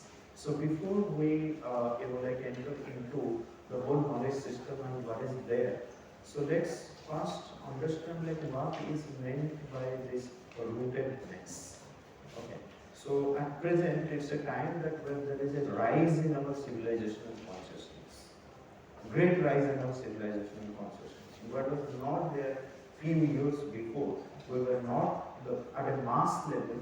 This awareness was not there about our civilization, its value, its rootedness, what it has contributed, how strongly it has contributed for the welfare of the whole humanity, whole world. Not many people were aware of it, and especially it was not a part of our education system. Much of the things which are happening now in the name of Indian knowledge system was not there few years before or before anything. So it has become a talk of the town kind of thing, that everyone is speaking now about IKS. What is this IKS? A lot of efforts from the government of India is happening. Many IKS centers are opening, many IKS organizations are opening, many IKS scholars are being created. So students are encouraged to take up IKS related topics for PhD, for their postdoc, and then for doing research. A lot of conferences and seminars, discussions, roundtables are happening. Our textbooks are being redrafted in that model. That's much of our Indian knowledge system is incorporated into the subject matter. So a lot of things are happening in the name of Indian knowledge system. Okay. So we will discuss something about it, like what is this knowledge system, and also there is a whole focus on the drishti, jnana and the lokika prayojana. So this is what whenever you have to do any documentation, these things, three things are kept in mind. So what was the drishti, what was the vision behind everything that the Indians did? So the vision towards life, the vision towards the world, what they envisioned, what they wanted to achieve, the ancient Indian seers and sages. So accordingly, what kind of literature, what kind of documents, what kind of knowledge, resources they created. At present also, if you see, the modern world is moving towards giving more importance to knowledge creation and knowledge management than anything else. Like if a country is creating more knowledge, is on highlights, right? So if you look at the ancient Indian seers and sages, the ancient India itself, the kind of knowledge resources which they created, as I mentioned in the first session, that there has been no branch of knowledge where India has not contributed. Something original, something creative, something innovative, something insightful, something which can inspire for ages together, and something which is relevant in all ages. Like it is not that it is just a bunch of record which is kept which has no relevance today. So it is relevant to that is why the lokika prayojana. So what was the drishti and what was that jnana and what is the lokika prayojana? What is the use of that knowledge to me today? What is the use of that knowledge to me today? So if the relevance is not shown, then it becomes archaic and dead, and it's just good to be shown in the museum and then it has no use of it. So these are the things, something that we will be discussing today. So at the source of all that India has created in the name of knowledge, okay, all the resources which have been available are available to us, or were created by the ancient seers and sages, and it is not that there was a particular age or particular place in India where something is created, something valuable. No, throughout, pan-Indian. And that time it was not the same geographical India, it was much bigger, the Bharatavarsha, right? So it spread across the Himalayas, and then it went beyond. Like if you look at the Greater India map, it's very different from the present Indian map.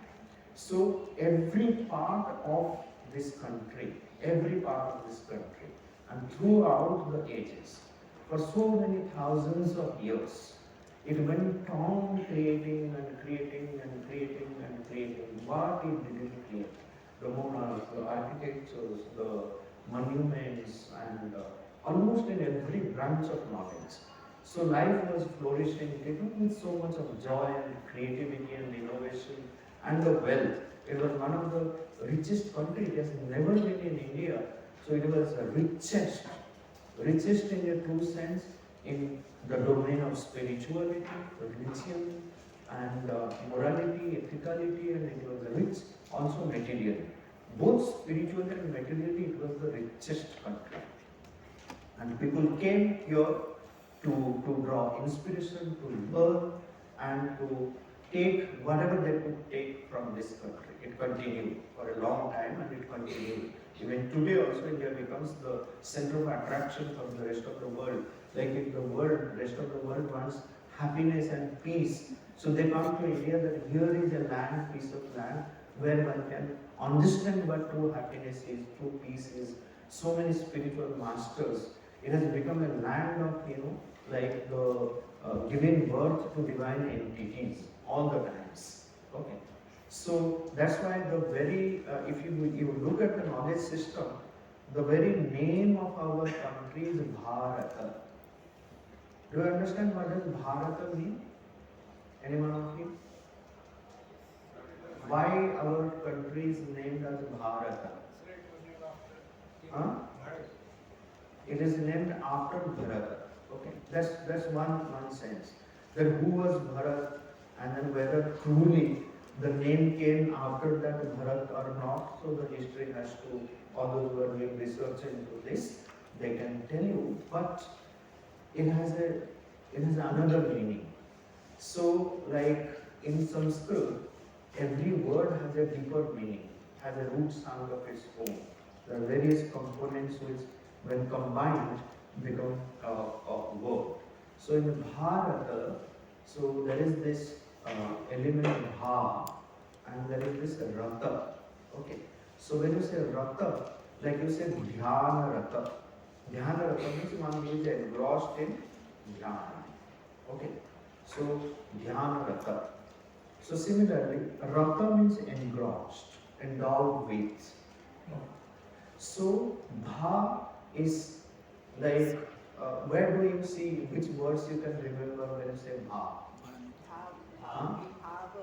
Bhava. Which other? Bhagya. Okay. So think of many words, then I will stop you the word that I intend to hear from you. No, Bha. You say Bhanu. You say Bhaskara. Okay. What is Bhaskara? Who is Bhaskara? Sun. Why sun is called Bhaskara? Any idea? Because this why is something you can ask. You are free to ask in Sanskrit. In other languages, no. Why it is called sun, you are not allowed to ask. But why sun is called Bhaskara or Surya or Ravi or Bhushan? So there is a definite answer to it. You know like why sun is called Bhaskara? Bha means light. Okay. So Kara means one who does. It brings light. Okay, so with the sunrise, you have the light, it brings the day. So one who makes the day, one who makes everything shine is Bhaskar, right? So Bha means light. So Rata means engrossed. The land engrossed in light. And light is a symbol of peace, light is a symbol of purity, light is a symbol of knowledge, wisdom.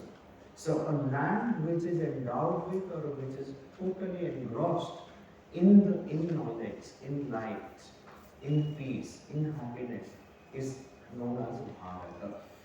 So this is the beauty of the language which explains you like why a particular word stands for a particular idea or a particular object. So the name of our country is that it's a land of knowledge, it's a land of peace, it's a land of light. So that's why it's called Bharata. Okay. So this is where our whole journey towards the Indian knowledge system begins. We understand first the very name of Bharata. So if it is a land of light, if it is a land of knowledge, so what is that knowledge that we have it like created by the ancient seers and sages that we will see.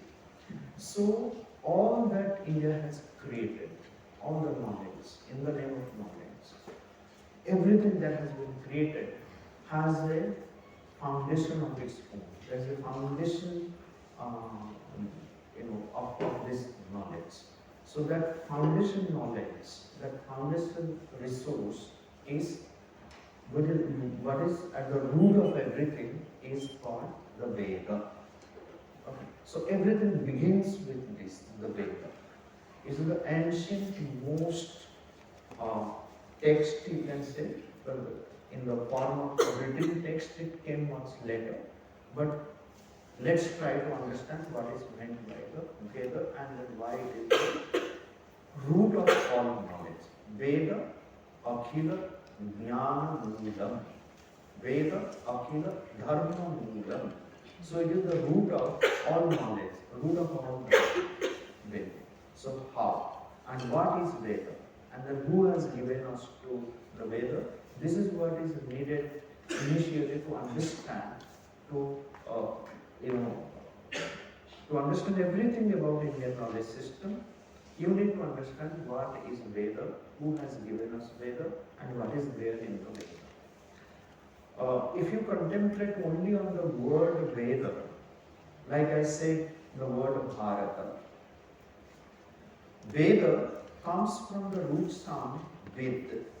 It is from the same root sound you have the word Vidya, right? So Veda is all about knowledge. What kind of knowledge?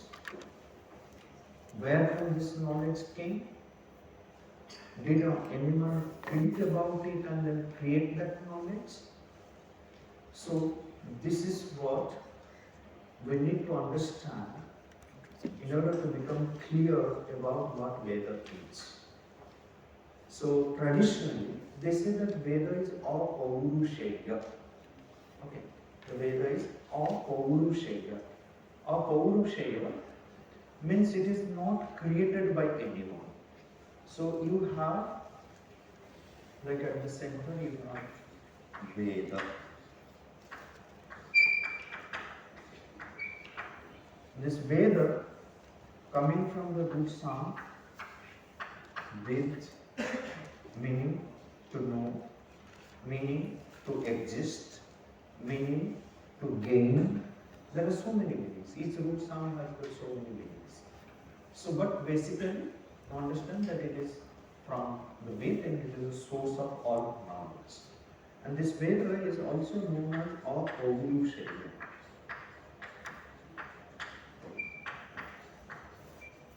Apaurushaya means literally it will be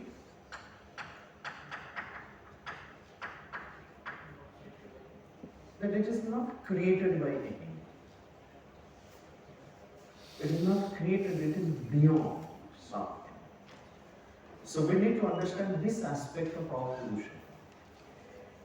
This is a knowledge which is not mentally thought out. There is no intervention of mind in the creation of the Veda. It is a revealed knowledge. When you talk about the Veda, remember this word, revelation. It is a revealed knowledge. It is manifest. It is revealed. Revealed to whom? There has to be someone to whom it has to be revealed. Revealed to whom? So, revealed to someone who is known as Rishi.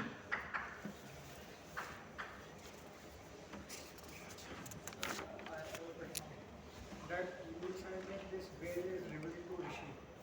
Does this also get revealed to God? Who is God? Rishi is God. You are God. I am God.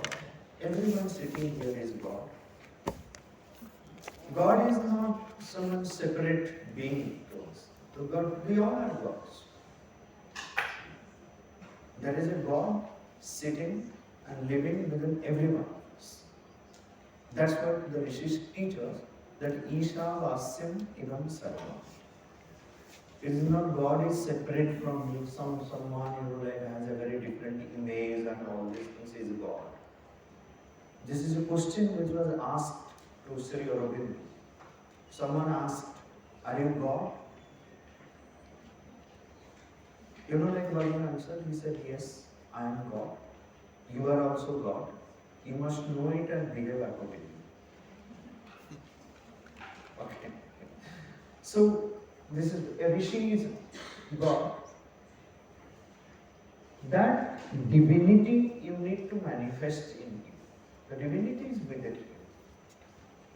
We call someone God who is in whom we find this divinity fully manifest. Right? So we feel the presence of that divinity. In the presence of a spiritual master, you feel the purity, you feel the divinity, you feel the kind of calmness, you feel beauty, you feel harmony.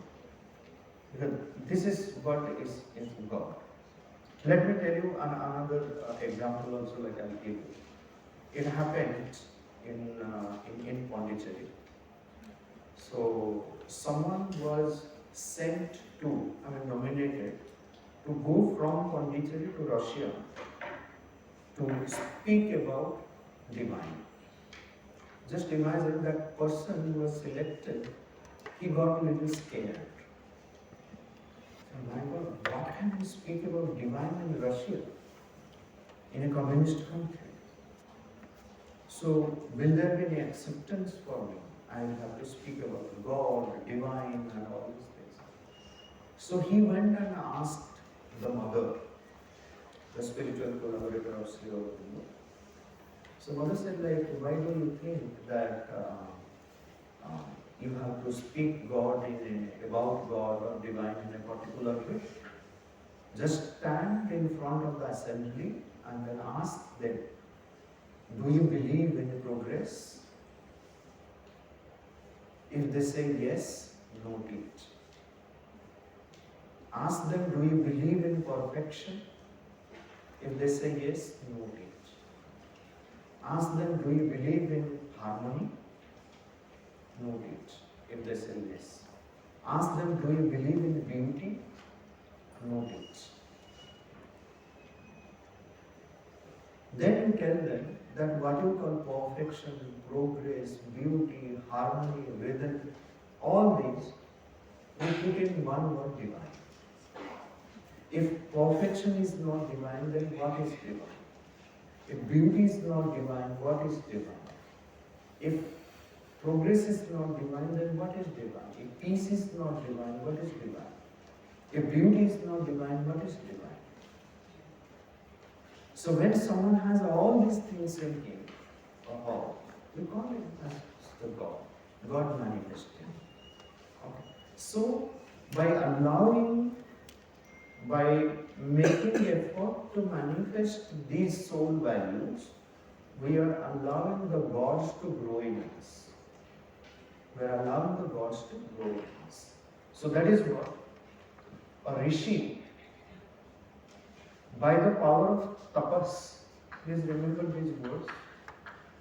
These are all connected with the education, again, at a fundamental level. A rishi, by his power of tapas, has prepared himself, raised himself to such a level that he has transcended the ordinary Purusha. If you say that Purusha is every human being is called Purusha. All those who live in an ordinary consciousness. So someone who transcends, and what is the process of transcendence? It's tapas, sadhana, discipline. By the power of that, you transcend, you expand your consciousness, and you reach a very higher level of consciousness where the truth starts revealing itself, shows its face, like a rishi becomes face to face with reality, face to face with the truth. So when a certain realization is happening at a certain moment in the rishi, his whole being, so that becomes vibrated and gets well arranged in a rhythmic manner, and the rishi can see it clearly. The rishi can see it clearly what's happening in his consciousness. And then he reproduces what he is seeing. And what is reproduced is known as the mantra.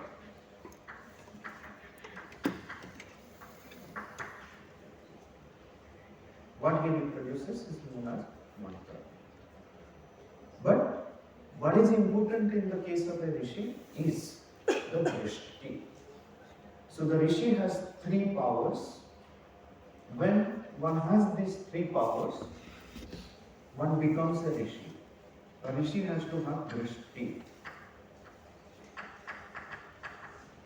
Drishti is, and not that every one of us will have drishti.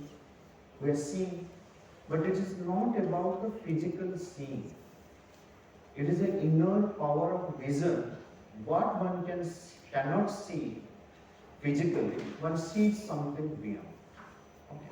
So seeing through that inner eye, that inner vision, power of vision is called the drishti, the antardrishti. Sometimes it is called antardrishti or krantadrishti. Krantadrishti means transcendental vision. Okay. Then he has to have shruti. Shruti means not only the inner power of vision, drishti, but the rishi, by the power of tapas and sadhana, also develops the inner power of audition. What the normal people cannot hear, the rishi hears. There is an inner power of audition, the inner listening happening. So he can listen to the voice of the truth directly. He can see the truth directly. So there is a pratyaksha darshana, direct perception, direct seeing, pratyaksha darshana. There is a pratyaksha shravana. There is a direct listening or hearing of the voice of the truth. Then there is viveka. There is a viveka. So most of the times we do hear something very different. We do see something.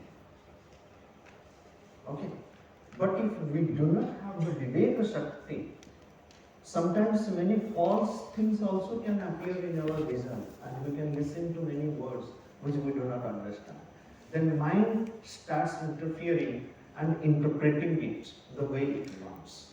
So we say, we exaggerate things, we narrate it differently. The Viveka Shakti is the power of discernment, the discerning power. So if there is Viveka Shakti, then one knows what is right and what is wrong, and then how to execute the right. So therefore, when someone has, by the power of tapas, by the power of sadhana, drishti, shruti and viveka is called a rishi. Okay? And the rishi has the power to see everything directly. And whatever he sees or whatever he hears, without distorting it, he presents it. That's why the Rishi said, Yadruk eva dadrushe tadruk uchyate. I present what I saw. I present what I heard. Okay. So that is why he is called the mantra drashta. He is the seer of the mantra. Mantra Shrota, he is the hearer of the mantra. That is why the Veda, another name of Veda is called Shruti. Okay, another name is called Shruti. So the Veda is a revealed knowledge. Knowledge of what? Knowledge of truth of everything. So only the truth of everything you will find in the Vedic text. To whom it is revealed? It is revealed to someone who has transcended the ordinary consciousness, who is endowed with the drishti, shruti and viveka, or rishi. Him, this knowledge has been revealed. Okay. Then the rishi presents it to the world, this knowledge, what we call mantra. How many rishis were there? We don't know. There are plenty of rishis. So how many mantras are available to us? We don't know. I mean, there is whatever is available to us at present is a very limited number which was available during the time of Vyasadeva, who compiled the mantras. Okay. So that is what, now when you talk about the Veda, then people talk about Rig Veda, the four Vedas, Rig Veda, Yajur Veda, Sam Veda and Atharva Veda. I hope you all are familiar with these books. Okay. But what Vyasadeva did, all the different mantras which were available to him during that time, he compiled it into four different texts. And he called it as Veda Samhita. So with the Veda, add one more word, Samhita.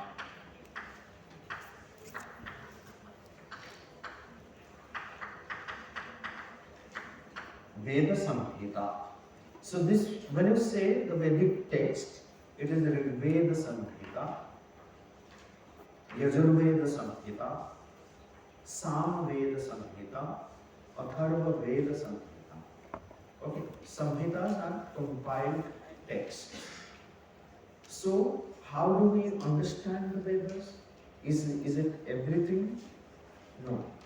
Even there were so many branches of the Veda, so many Vedic texts, Veda mantras which were available, that is mentioned about it in the ancient text, but they are all lost to us. So what is available is a very limited number. So Rig Veda itself has got, in the present situation, so Rig Veda, which is the ancient most text, the first recorded literary record of the humanity concept, is the Rig Veda Samhita, has around 10,500 mantras. Okay. And these are mostly the invocation of various deities. So in the case of mantras, we need to understand what is a mantra and then what is the content of that mantra. So every mantra has a devata attached to it. Every mantra has a rishi attached to it. Every mantra is in a particular metrical pattern, which is called chandas. So this rishi, chanda and devata are again crucial to every mantra. So the content of the mantra, if you look at in the Rig Veda, so there are many deep mantras which is all about the evolution of consciousness. So if evolution of consciousness is a subject matter, so you will find more resource materials in the Veda and the Vedic text than in any other text. The different deities were seen as different functionaries of the human consciousness, right? So Indra representing the human mind, the divine mind. Vayu representing our life force, right? Agni representing our divine willpower, okay? Mitra representing the harmony. Varuna representing the largeness and vastness. Aryama representing the force, the dynamic force which always impels us to move forward, the heroic strength, right? So like this, the different deities play the role of different parts of our consciousness, take care of different parts of our consciousness. So that is where you will find the Veda mantras which are open to various kinds of interpretations, but psychologically, esoterically, they have a very deep meaning which are connected with the human consciousness. So this is what is the source of all knowledge. Then after the Veda, so in order to understand the say Indian knowledge system, so one needs to understand the content of the Veda, right? And this content of the Veda, when we say Veda, what is fundamental to it? What kind of fundamental truth is explained or found in the Veda, we need to understand. So that can be summarized in 4 different aspects. So this is crucial. We will understand this, then I will explain you the Vedic literature and then how other literature came, which forms the purpose of our Indian knowledge system, right? So the first, second, third and fourth. There are 4 realizations of the rishis we need to note and then be clear if we need to enter into the Veda. The first realization of the rishi was that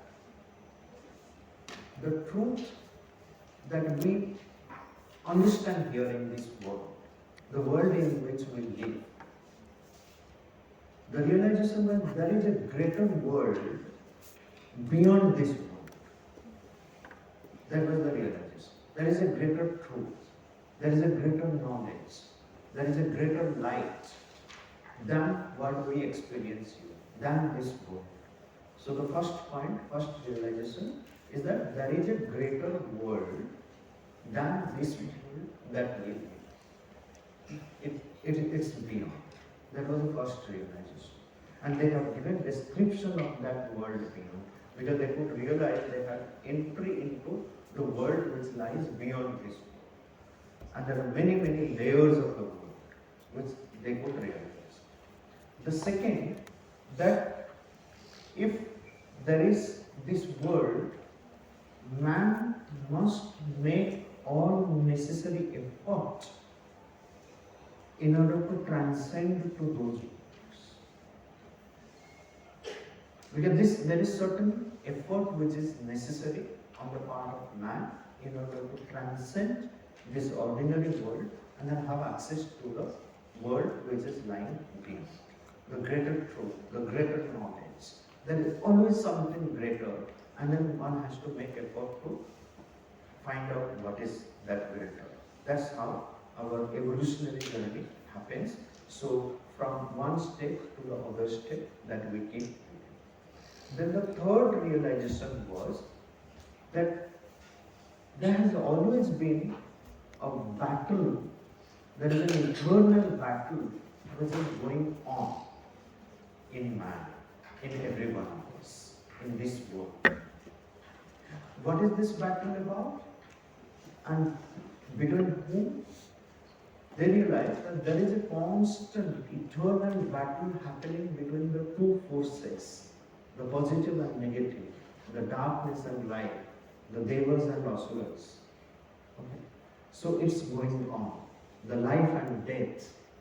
So there is a constant battle which keeps happening. And in order to get victory over the negative forces, in order to get victory over death, in order to be in life, in order to get victory over the asuras, one needs to keep the divine as one's own coverage, as one's own. Always one has to keep the divine force, the divinity, one has to cling to the divinity. Divinity means the true truth of ours, always.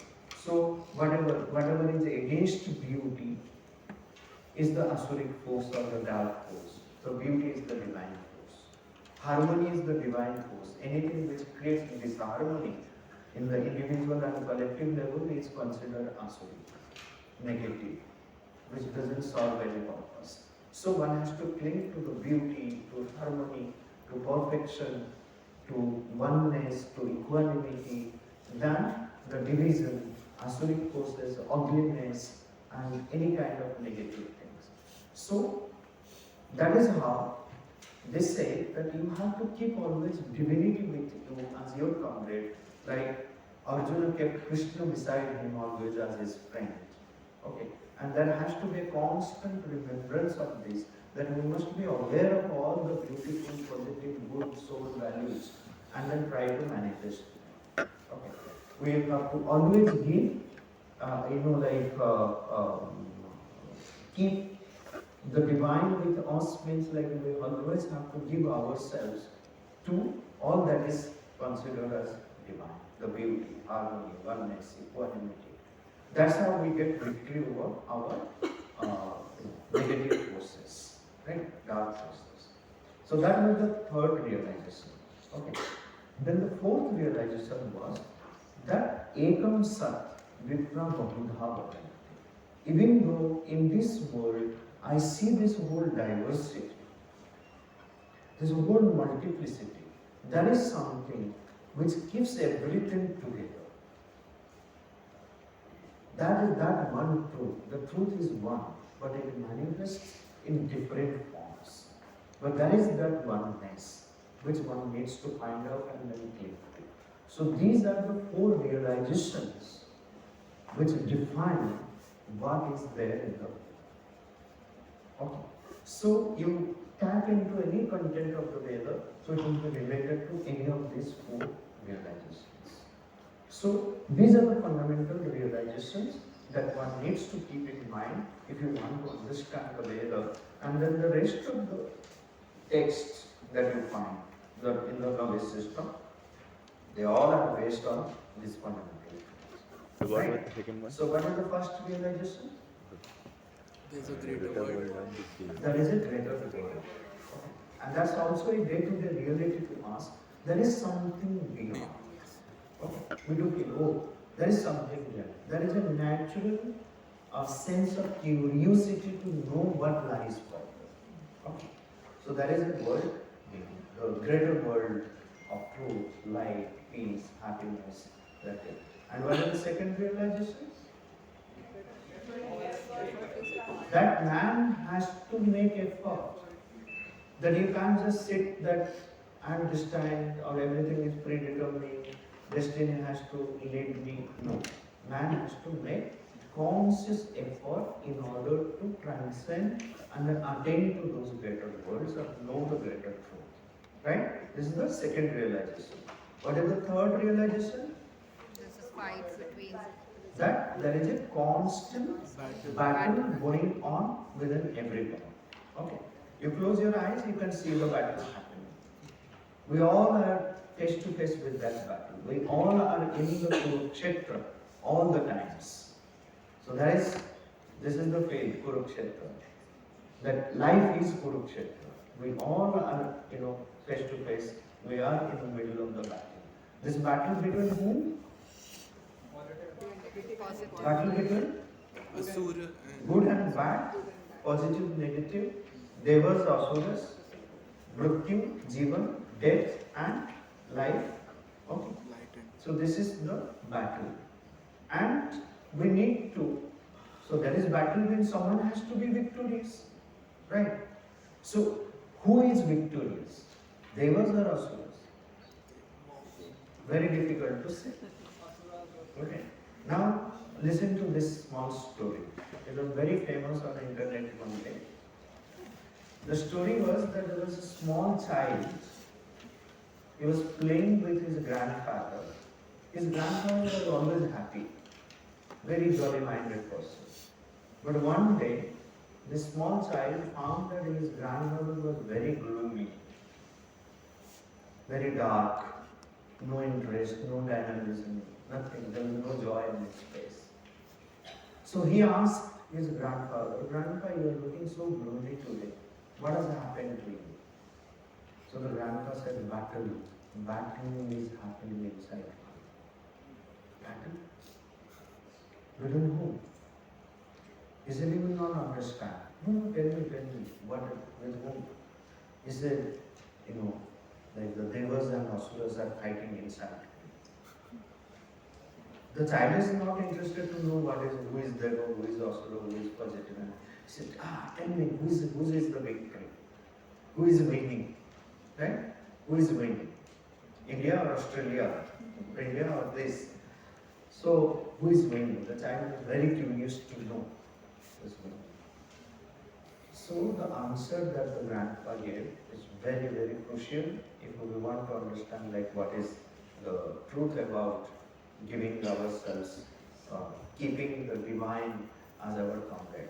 So the grandpa said, for me, the victory is of that force to whichever force I give myself. If I give myself to the asuras, if I am on the side of asuras, for me, the victory is of asuras. For me. If I am on the side of the devas, for me, the victory is of devas. That choice is with every one of us. That is why I said that we have to make conscious effort in order to get to transcend. And we have to consciously keep all the positive things with us in order to get victory over the negative forces. Otherwise, we will be consumed by the darkness and the negative forces, and the life becomes miserable and full of negativeness. I have a question. Yeah. You said that there is a fight between positive asuras and deva, and the grandfather said, the one whom I support, that side will win.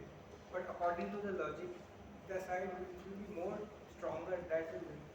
So if That is true. Like for me, see, if I am constantly, this is where the role of education will come. Okay. If I am constantly given to negative thoughts, okay, I am seeing negative, I am hearing negative, I am allowing all the negative forces in me, so that builds a negative character in me. but still, if the positive has more strength, then The positive will have more strength when you give yourself to positivity. Like if you allow, the positivity has more strength, definitely. But you have to give yourself to the positivity. If you don't give yourself to the positivity, then positivity will not work. If you start questioning about all positive things, what is this acrimony people are talking, all nonsense. What is this beauty people are talking, all nonsense. Okay. So for you, that is why the asuras are more, say, it is very difficult if you look at all the stories, how many thousands of years pass in order to kill one asura, one Tarakasura, or one Ravana, or one Kansa. Because it is very difficult. There is a divine intervention which has to happen. And that destruction of the asura is also not real destruction. They actually transformed the asuras, the asuric side. That is why when Ravana or Kamsa, they submit themselves to Krishna and Rama, saying that, and they actually aspire to be killed by the divine forces. So then the transformation can happen. It's all the story of transformation. The divine intervention has to be there, otherwise it's not possible. There's a higher force, greater force which has to intervene. Only when there is intense prayer. So the birth of one Rama, the birth of one Krishna, the birth of one strong divine force, it needs immense prayer and aspiration. If Devaki and Vasudeva had not prayed that intensely, that we want Vishnu to appear to remove this adharma, then Krishna would not have worked. It becomes the result of that. So one has to give oneself. Positivity definitely has a greater impact. But one has to manifest that positivity with it.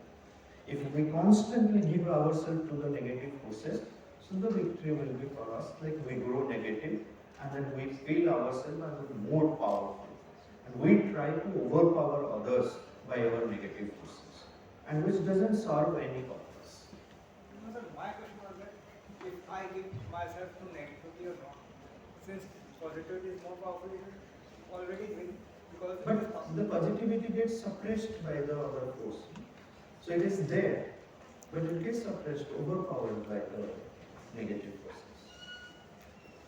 It doesn't exercise its power because I am constantly giving it builds negative character. That is why the education has to be character building, man making. Why Vivekananda said character? What is character? The character is our sanskars. So if we are allowing all the negative sanskaras to take place in us, so it builds the negative character in us. We become that. And if we allow all the positive sanskaras to grow in us, we become a positive character. Okay.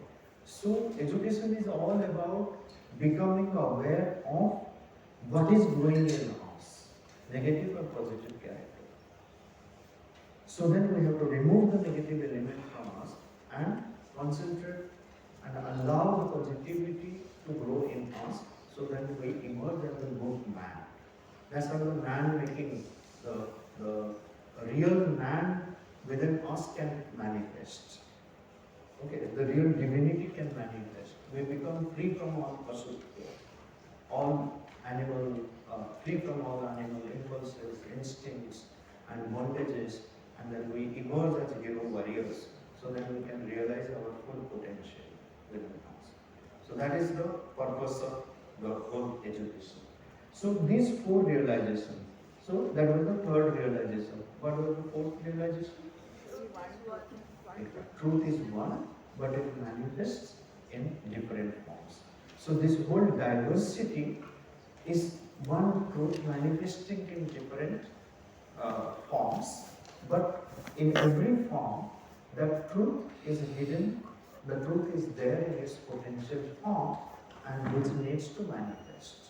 So that is the whole purpose of life, like the whole purpose of education, the whole purpose of yoga, like how do we allow that truth to get manifest in our consciousness. So concentrate on these four realizations, concentrate on this idea of Drishti, Shruti and Viveka, concentrate on this idea of Apaurushaya, concentrate on the idea of Rishi, Tapas, Mantra, and then the revelation. So that's what forms the Veda. And then moving ahead, as in the evolutionary journey, as the human consciousness grows, so there are many other things which happens, which helps the consciousness to become ready for further perfection, realization of the further perfection. So perfection is something, it's not an end, it's like one step. So in the Veda it is said that yat sanohu sanum aru. It means like when we arrive at a perfection, it is like arriving at the peak of a mountain. And when we arrive at the peak of a mountain, the peak higher than that becomes visible. That means another perfection which is waiting to be realized, a greater perfection. And there is no direct flight from peak to peak. One has to go through all the ups and downs in the evolutionary journey in order to attain to that higher perfection, higher peak. And when you arrive there, there is a still higher truth, higher perfection waiting to be realized. That becomes visible when you arrive there. So this is how the journey has been going on. Peaks after peaks, peaks after peaks, peaks after peaks. And each peak is called a Satya Yuga. Okay, each peak is called a Satya Yuga. Each perfection is called Satya Yuga. And the whole journey from one peak to the other peak is going through the Treta, Dwapara, Kali, and then attaining to Satya. It's going on. Okay. So there are many interesting stories that you can find that. And this truth which has been revealed in the Veda. That's why there is a secret which lies hidden at the depth of everything that is spoken by the Rishi. And that secret needs to be revealed. And that secret is revealed in various forms. So after the Vedas, you will find a bunch of literature called Upanishads. Okay. The Upanishads, but before the Upanishads arrived, you had, because Upanishads are also that secret knowledge which is hidden in the Vedic texts. So it is not a complete departure from the Veda, but it is a further taking forward the hidden knowledge of the Veda and realizing some greater thing, right? So now, before the Upanishads appeared, there were another kind of texts which are known as the Brahmana texts.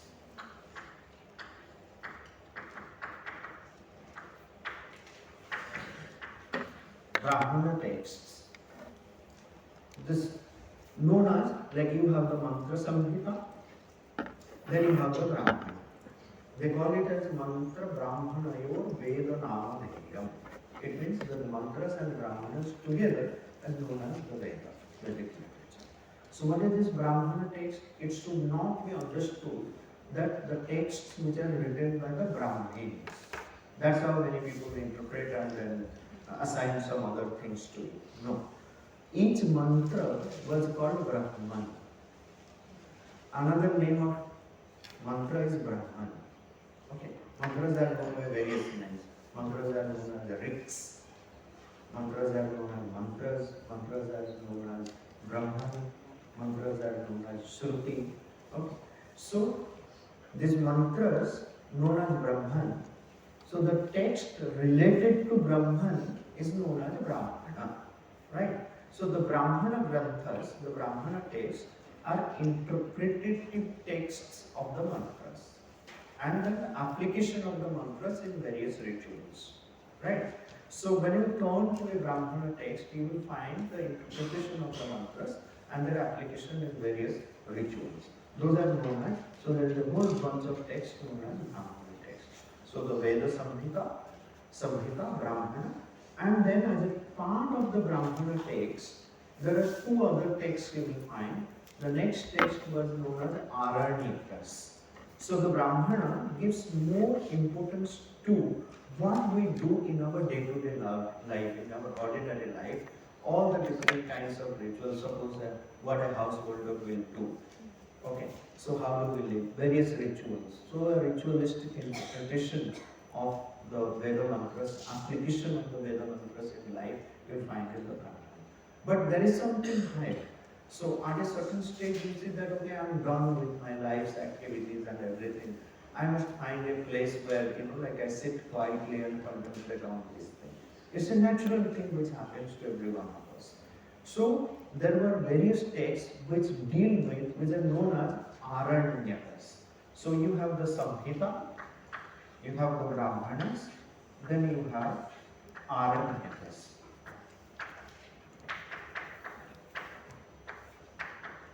This Aranyakas, it has something to do with Aranya. Aranya means forest.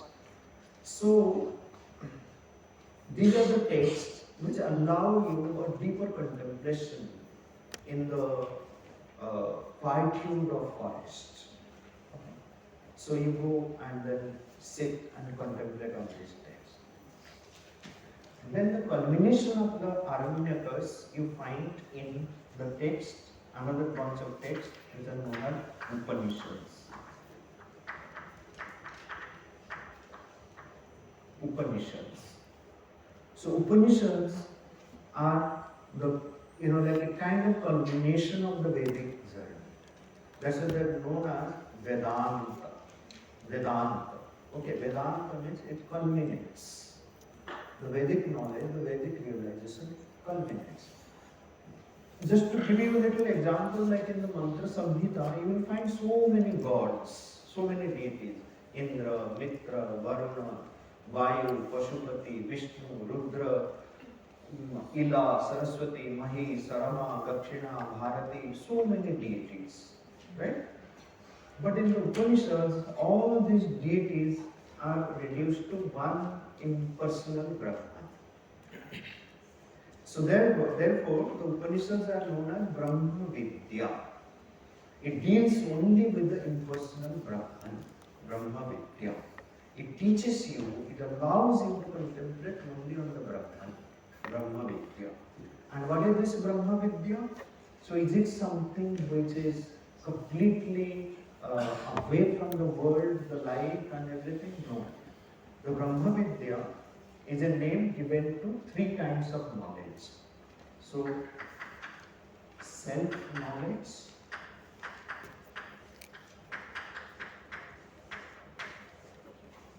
world knowledge,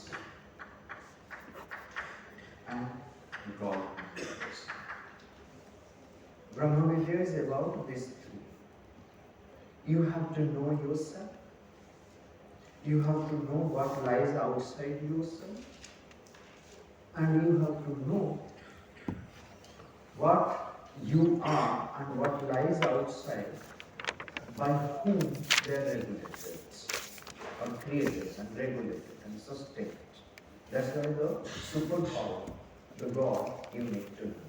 When the text which deals with these three knowledge is known as the Brahmavidya. So that's how it becomes relevant for all ages. That there will be no age, no time you say that, oh, it's irrelevant. Why should I know myself? It's irrelevant. Can you say that it's irrelevant that I shouldn't know myself? No. Can you say that, oh, what is the use of knowing this world? It's all Maya. It's all illusion. So I need not waste my time knowing this world. It will not happen. You have to know the world. You have to know what should be your relation with the world. That's what you will find in the Upanishads. This is the description of like, who are you? Who am I? What is this world? What is the relationship of myself with the world? How should I live in the world? The real education, if you want to understand, go to the Upanishads and you will find it. You will find answer to every question related to life, world, education, yoga in the Upanishads. That's how it becomes the fundamental text. Just a simple mantra of Ishavasya Upanishad, the first mantra, it defines that how I need to live in this world. What is the right living? Okay. So it tells you that why this world is created. A simple answer it gives, this world is created for enjoyment. You must enjoy in this world. It doesn't tell you that you shouldn't enjoy. But then it cautions. It says, but you should know the art and science of true enjoyment.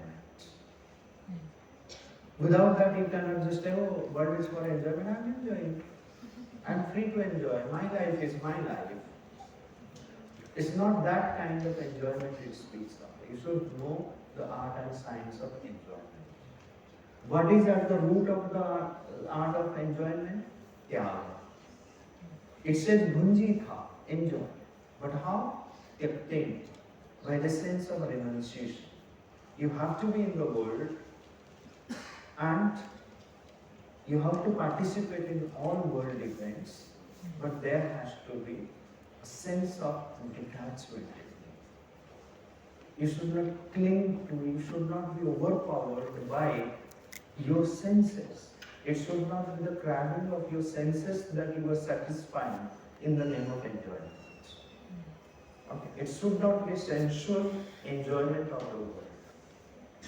It has to be enjoyment in its true sense. If it becomes only the sensual enjoyment, it can create pain for you. It can be problematic for you. It will not give you the true happiness. If you have no sense of possession, then you can enjoy truly. That's why it says, how can I develop this tyaga bhava in me? This is a natural question. Like if you say that the world is created for enjoyment, okay, I understand this. Then you caution me, telling that no, you should understand the art and science of enjoyment. I ask you, that's why the question, what is that art and science of enjoyment? You are saying that I have to have a sense of renunciation, no sense of possession. But how should I become free from this sense of possession and develop in me this sense of renunciation? He says you must know that this world is not a single world. There is a world within world, world within world, world within world, world within world. It's very complex and very vast. Jagatyam Jagat. But while you have little idea about this world, you must know that this everything in this world that you see, animate, inanimate, whatever is there. So everything is filled in with the presence of that divinity. Ishavasya Idam Sarva. That is the secret of everything. So if you understand what is Ishavasya Idam Sarva, you develop this sense of no possession. Because everything belongs to the divine, not to you. Because you think that you can possess it or you possess it, so there is the sense of greed developing in Lobha. Okay. So that's why it says, because everything belongs to the divine, and if you grow this sense in you, that everything is belonging to divine and it's not mine, I am just entrusted, I am a trustee to take care of it, but it really doesn't belong to me, because everything belongs to the divine. I also belong to the divine. So if you constantly allow this idea to grow in you, then what happens?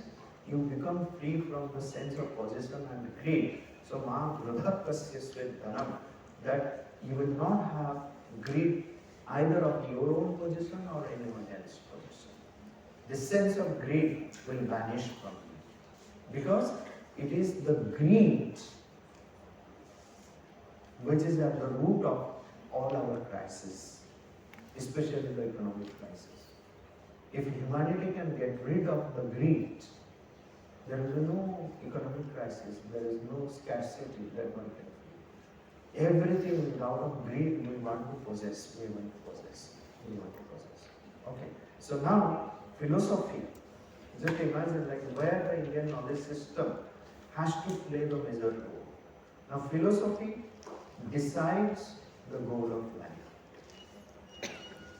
Point one. The goal of life decides what we will learn and how we will learn. And what we learn and how we learn decides the purpose of life. The purpose of life decides like our habits in life. Our habits in life, like what we need in life. Our purpose of life decides what we need in life.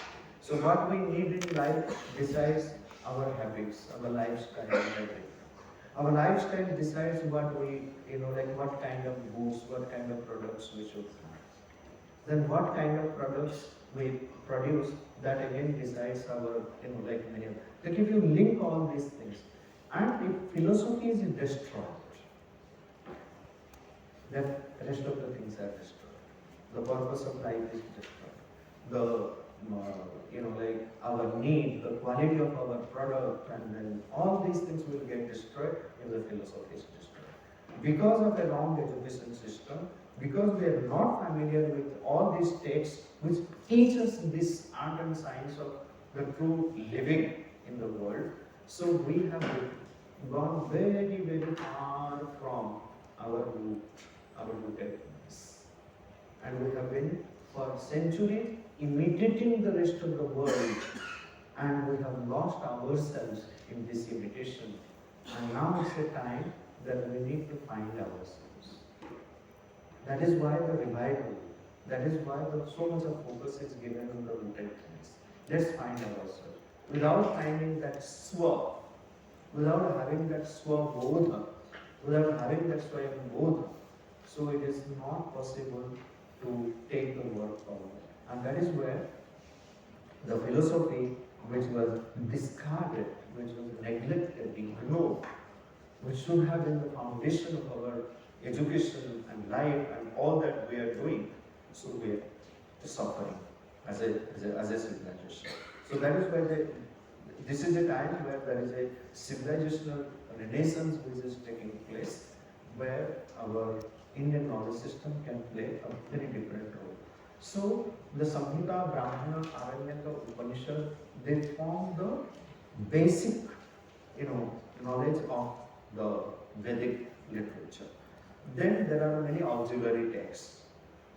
In order to understand the Veda, in order to understand what is there, like if you want to understand a subject, first you should have the language understanding. If you don't know the language, if you don't know the technical terms, that you are merely knowing English will not help you to understand the medical science or physics and mathematics. That subject also has its own language. That meta language also you need to learn. The technical terms also you need to learn. Then how to, that there are various other things which you need to know in order to know one subject. So in order to understand what is the Veda, there are texts which are known as Vedanga.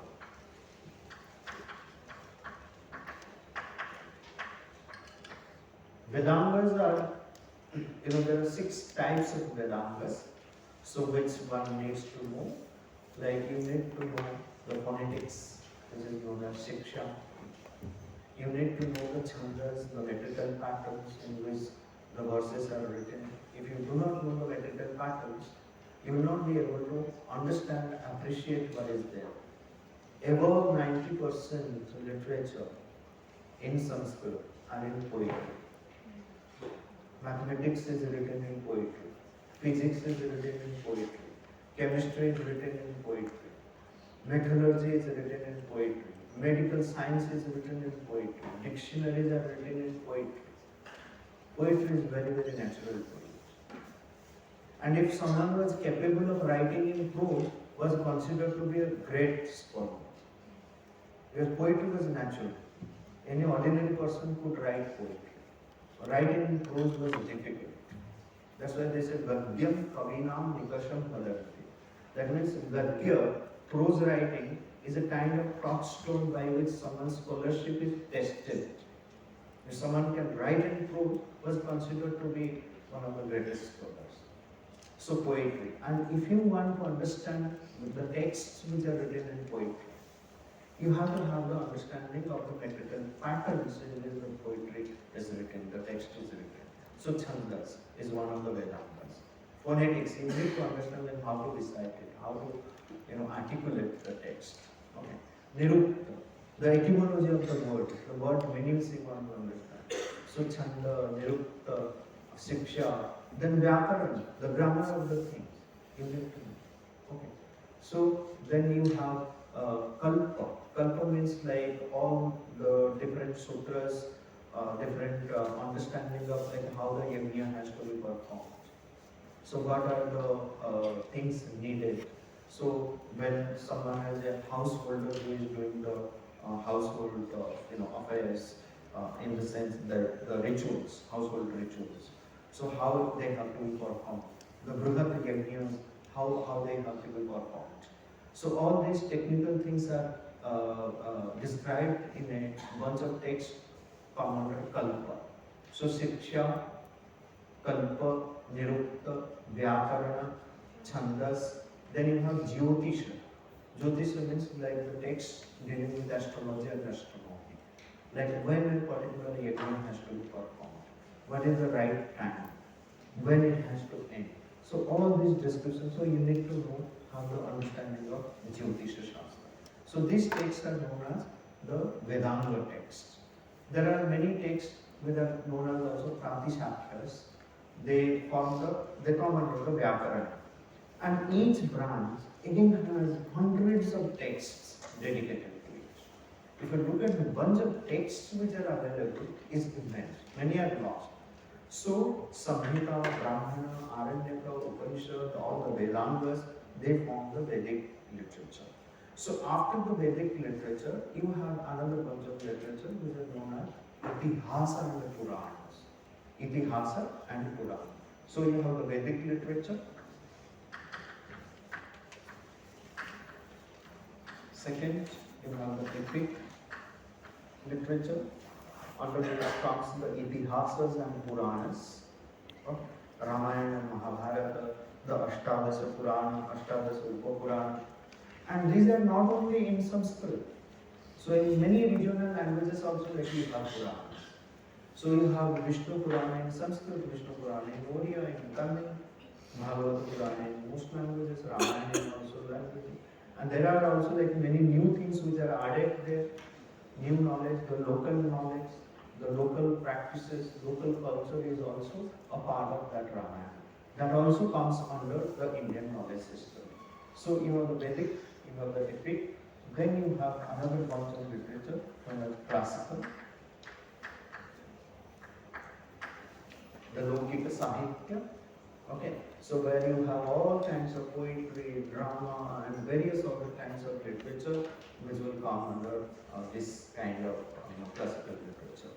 Then you have various like Shastric, scientific texts. For example, like in Sanskrit, if you analyze all the different texts, there will be many texts which are the scientific literature. belonging to various, branches of scientific knowledge. The knowledge about architecture, the knowledge about technology, the knowledge about metallurgy, physics, mathematics, chemistry, botany, zoology, and various scientific knowledge. And those texts are maximum number of texts. So they all will fall under this category. You can call it as the Shastric text.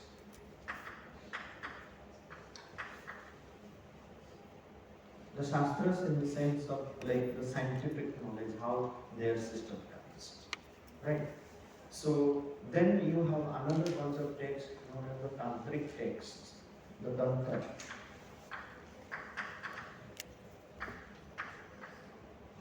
Again, immense philosophical depth that you will find here. So then you have the philosophical text, the 6 schools of philosophy.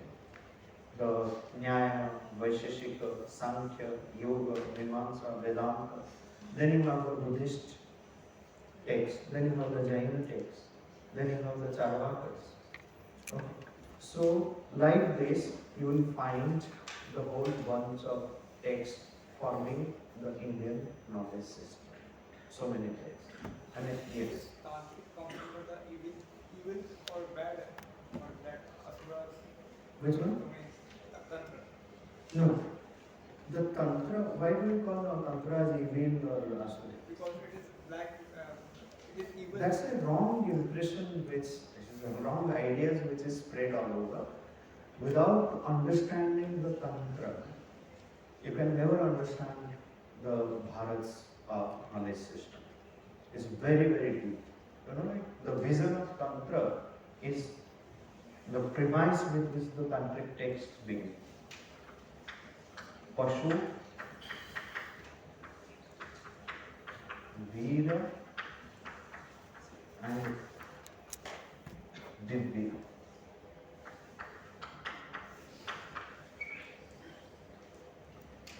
Pashu, Veera, and Divya. This is the vision of Tantra. Tantra means what? Tra. The sound tra in Sanskrit, it is used in the sense of instrument, tool. Okay. Like you have netra. This is a tool. For what? For leading us. Ni means to lead. Netra. This is called vastra. Vastra. Tra means a tool, a means. Okay. Vas means to cover. It is something which covers. Patra. Pa means to drink or to eat. Tra means a tool, like a vessel through which you drink or you serve. So tra means a tool. So tantra. Tan means to expand. Okay, like that is why the body is called tanu. The body is called tanu because its property is that it expands. I am not of the same size as I was born. It expands. So the body expands. So tan means to expand. So it is a tool, it is a means which is given to us for the expansion of consciousness. Okay. So how everyone is born as a pashu. Pashu means someone who is bound. Why an animal is called pashu? This is very, very limited. There is no scope of evolution in animals. It's bound. Physically, you can call it like you can domesticate also. You can bind it. Use a rope to bind it. That's at a physical level. But at a different level, it is bound by many limitations. So, as long as we are bound by our animal impulses and instincts, we are bound, we are pashu. So Tantra says that you have to transcend your pasutva and become a Veera, means a hero warrior. Because as long as you are bound, you are a weak person. Okay? You do not understand, realize the soul force. So you have to become Veera. And when you become Veera, you can transcend to your divine nature. When you become free from all your weaknesses, then you become the divine person. So from the man animal to man human to man divine is our journey. And then how that journey can happen, what are the realizations, that is what is the content of Tantra. Okay.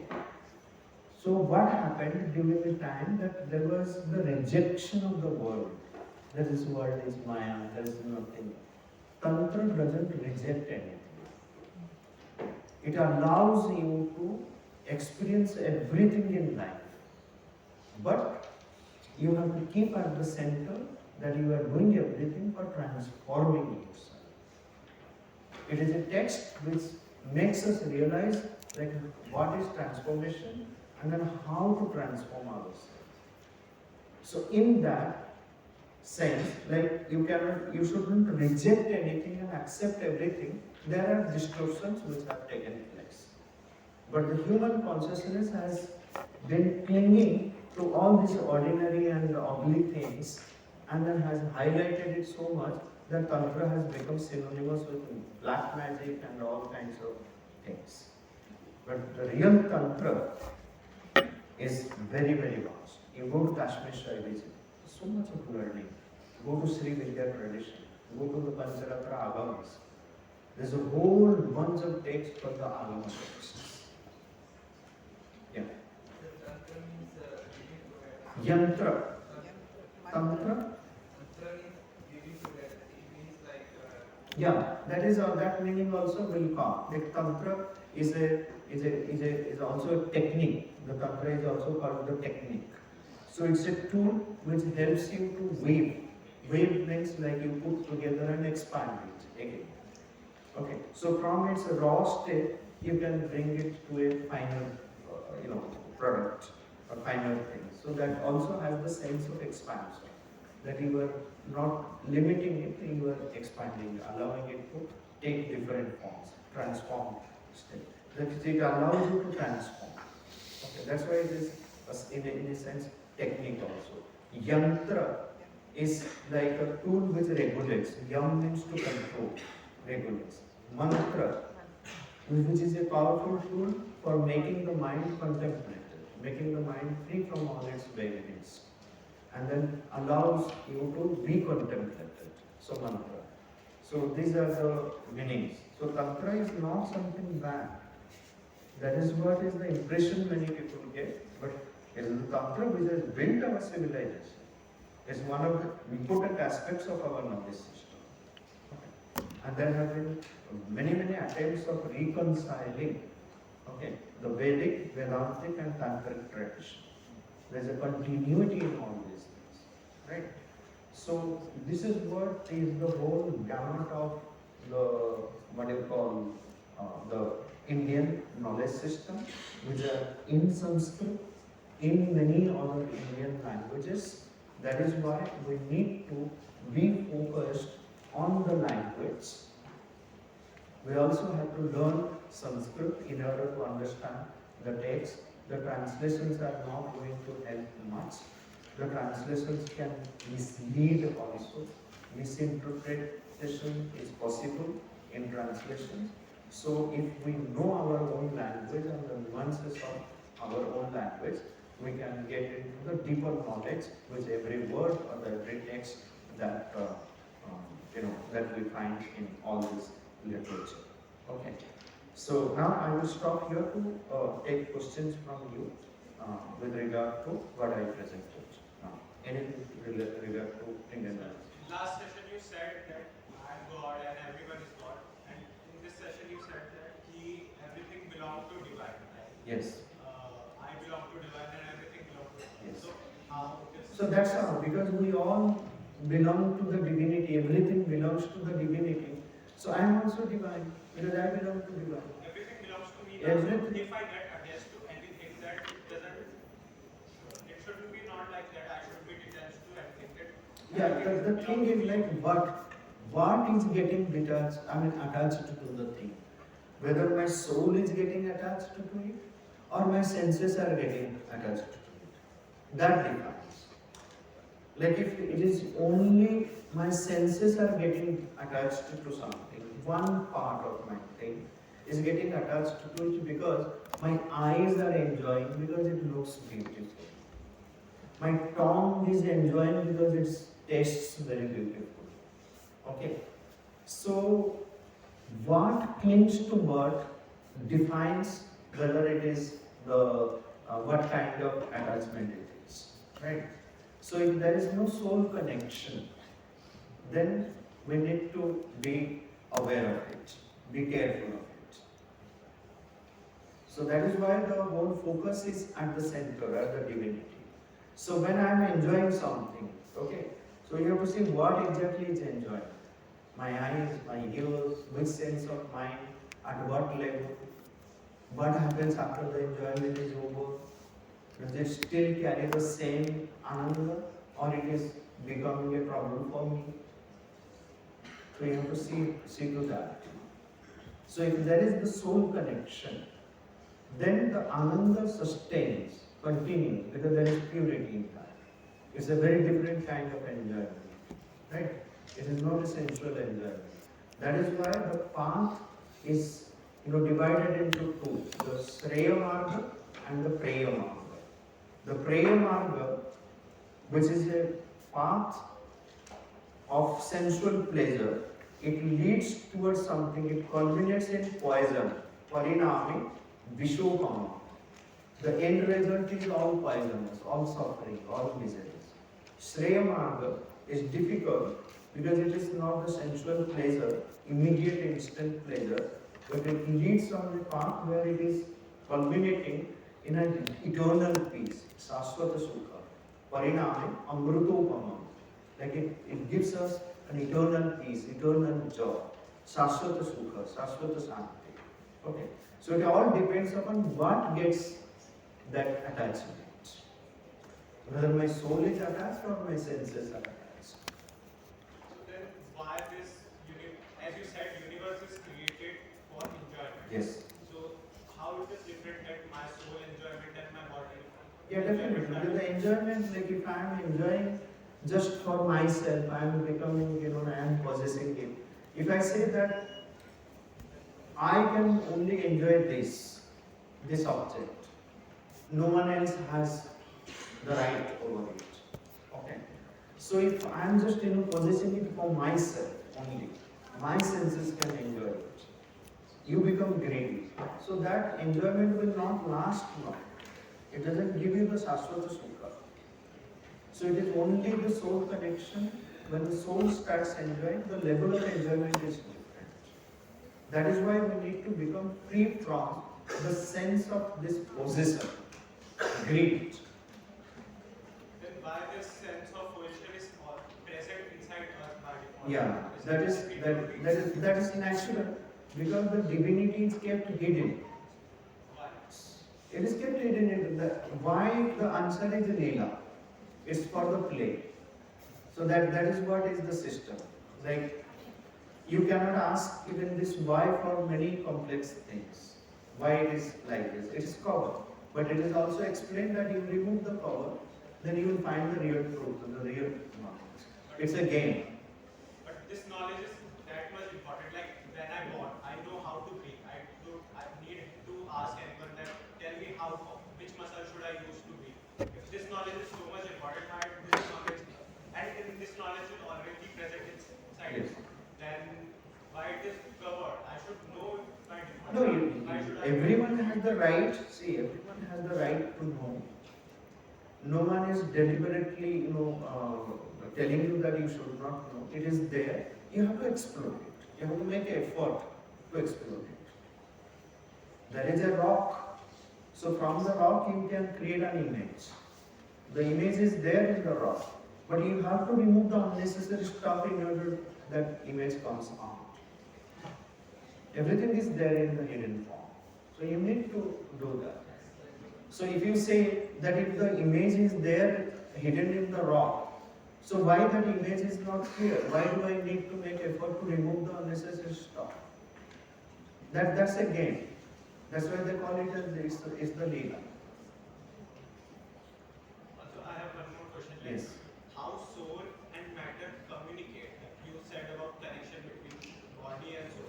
Yes. I know how to atoms can communicate with different forces, but how soul and atom can communicate, like which forces, or how do I know that soul is communicating? Yeah, that's it. That is why the deeper sadhana is needed. You have to develop this drishti, sruti and viveka, then you understand. It's a matter of realization. How would I know that person is saying truth? Maybe this person can be hallucinating But that has been, confirmed again. Like one rishi has realized, there are many other rishis who have realized the same. That's how the confirmation is there. And then anyone, even like in the present age also, there are many spiritual masters who realize the same truth by going through this sadhana and tapasya. It's a confirmed knowledge. It's the realization of the experience which confirms. You can validate it by that. You don't need any external means for the validation of it. That's why we don't need a science to validate this knowledge. This knowledge is well validated. And you can validate it only by following the path of sadhana, the path of tapasya. That is why, last week we had a dialogue arranged in National Institute of Advanced Studies, where there was a group of scientists, there was psychologists, there was quantum physicists, there were many other scientific, people who are truly scientists and contributed in the field of science, and there were Shastrajis, those who have studied the Shastras. So we tried to have a dialogue that what the science says and what process it has followed in order to arrive at a knowledge, and then how did that happen in ancient time? What does Vedanta say? What does Sankhya say? Vaisheshika, Nyaya. So how they have tried to understand the reality. So can we find a kind of common point where we meet that okay, this is how the science and spirituality they can have a meeting point. This dialogue has been going on for a long time. In the ancient time also, in the present time also. The scientists try to understand the truth of everything by following their own methods, which has its own limitation. But here, these ancient methods have been followed by many spiritual practitioners in order to understand that truth, and it gets validated by the power of their tapasya, by the sadhana, by their realization. But this also has limitation, not like we are saying that. This has its own see. Every branch of, if there is no limitation, then everything becomes perfect. And there is no end to perfection. Always there will be limitation. That's why throughout our evolutionary journey, we'll keep trying to reveal more truth. And by the time we discover the truth, there are many new things which have already taken place. It goes on. That's why, the primordial vibration, the Om, is known as Pranava. Pranava, what does it mean? Pranava means like every moment something new is appearing. The greater consciousness is unfolding itself constantly in new forms. The new truths are appearing. So how do you say that this is perfect? I have realized everything. No. The rishis never demanded that they have realized the perfection and that's the end of it and there cannot be no more new knowledge. They accept the new knowledge, but they don't forget the foundation of the knowledge, what has been already established. So they build up on the foundation itself. That's how the knowledge system has been. But in our present education system, we have taken we have departed from our own foundational knowledge. We have accepted something which is not of our own. That's why we are more confused. Our lifestyle has changed, our way of thinking has changed. Our swatva we have sacrificed. And it's a time now that we need to revive it.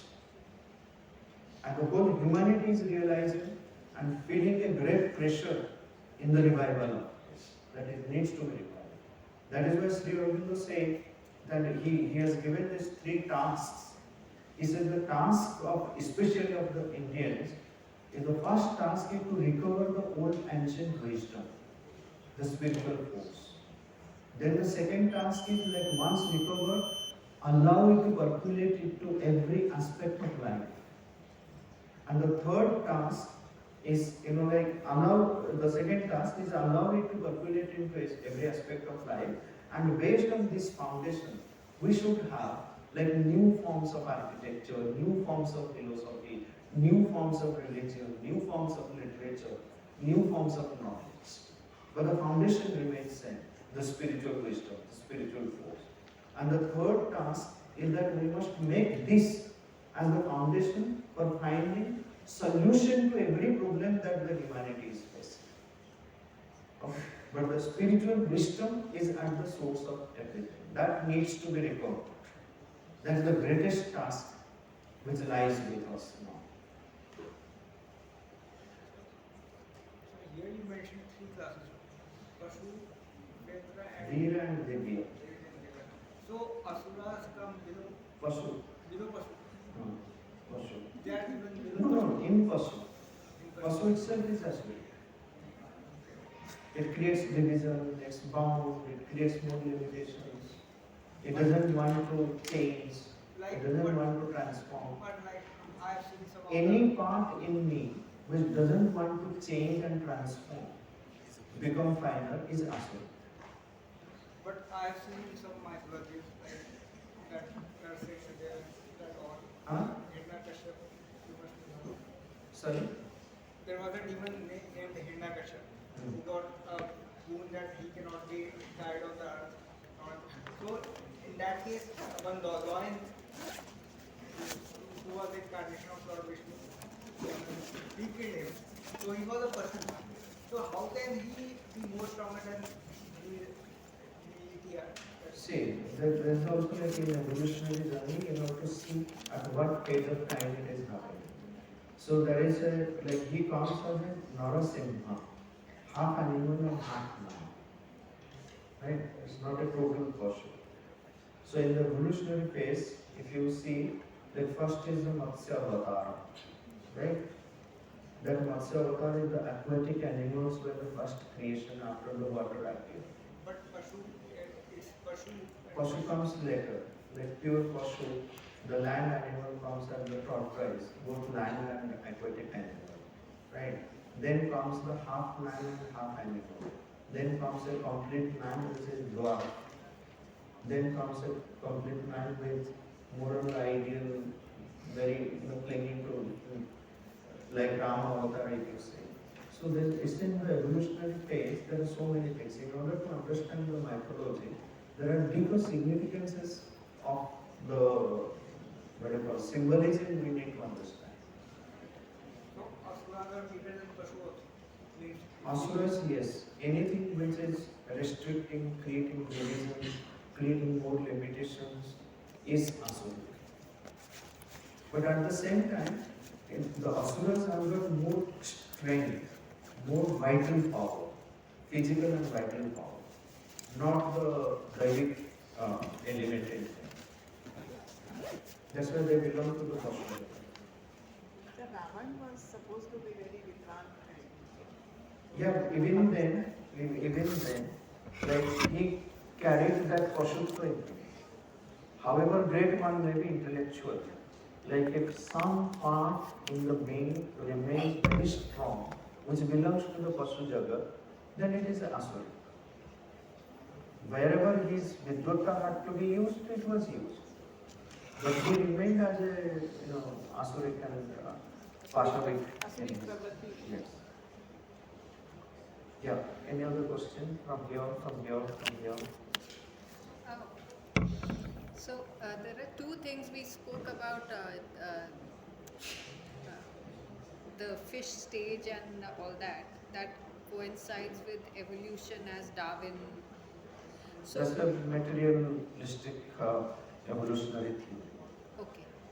And here it is the evolution of consciousness. There it is the evolution of the materialistic. Oh, so this is evolution. metaphysical. Yes. And the second thing, what was it that prompted these meetings between scientists and people who are experts in this A domain. lot of experiments happening, and this was the third dialogue. Yes. But what was it? Is it because we've lost it? It's lost. We lost it. We're also trying to find out, like in the old system of knowledge. So, what was how did they deal with these aspects? So, like atoms, the anu, paramanu. So, how did they deal with? So, how did they deal with the matter, mind, consciousness, and various other aspects of consciousness? So, there is an attempt to find out what was the realization of the ancient Indian knowledge. So, sometimes they find it was even greater than one has been discovered. So did There is they find something- did they nail anything which tells them that that is also the truth? Huh? Was anything nailed in a manner to say that the Indian knowledge system is not jargon? It is something which we don't understand, and it's a lot of substance. And it may have the solutions to the problems that we are. Was there any trigger points? Was there, or are they discovering them as we speak? Yeah, there are many. For example, like you see the discovery of the role and importance of say zero. Without zero, you cannot even think of the Computers. development in science and technology and computer. Where did this idea of zero came? So if you try to dig deep into this matter, like what was the origin of that? Which part of the world, which humanity, which group could find out this idea of zero? Then you find that it is here, this idea of infinity, Purnamada Purnamidam, or the Ishavasyan, you find rooted here, or the way Pingalacharya has given the metrics, the Chandasastra, the 0-1 algorithm that you find. So what is at the root of computing, coding? So you find it in the Pingalacharya's Chanda Sutras.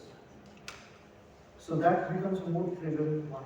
For example, if you take the encryption and decryption of today, you generate a password, random password and everything. In the defense you use it, in banking system you use it. Now almost in everything that you have this encryption and decryption. Was there a system of cryptography in ancient times? Yes. If you ask me, I'll tell you yes.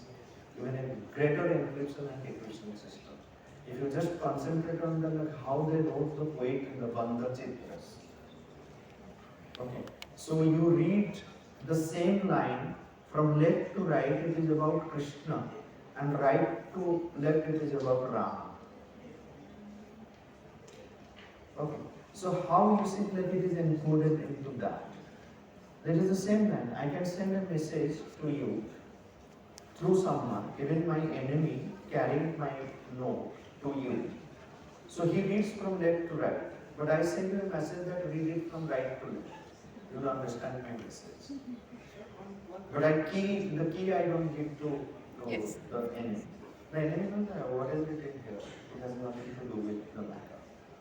Now the message can be hidden, and there are so many patterns, hundreds of patterns like Khadgabandha, Padmabandha, Shodasadala Padmabandha, Mudajabandha, Matsyabandha, Nalabandha, Chakrabandha, an umbrella design, a serpent design, a flower design, Gomutrika. Okay, so hundreds of such designs. That becomes the source of the encryption and decryption. So you said that consciousness has to come first into the animal form, then only it can come in the animal form. There is a gradation, like initially there was the matter, okay, which is the lowest principle. Unless and until a higher principle enters into the lower principle will not know its own limitation, and then there will be no further evolution. So matter, the anna, the higher principle is prana. So for so many years we don't know.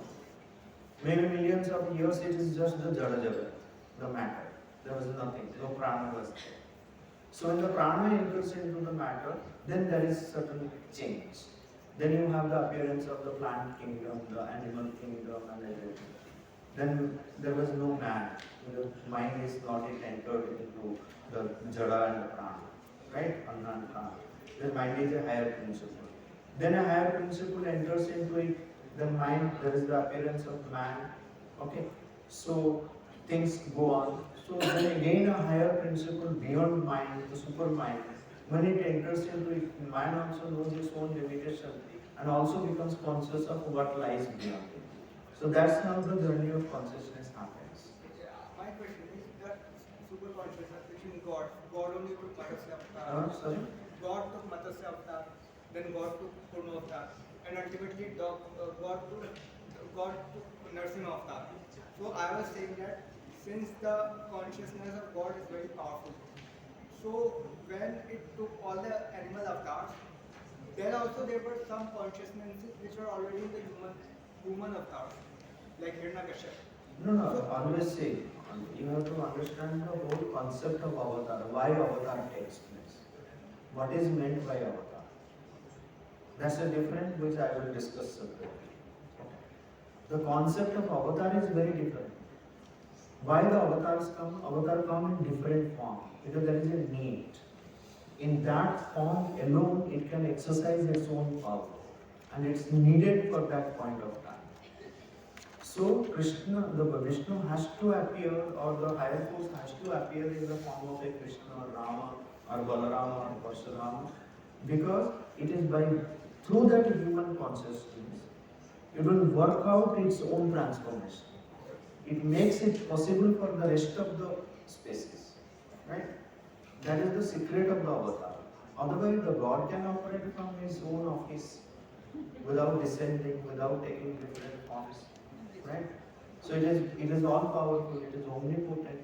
It can do and undo everything from his own office. It doesn't do that.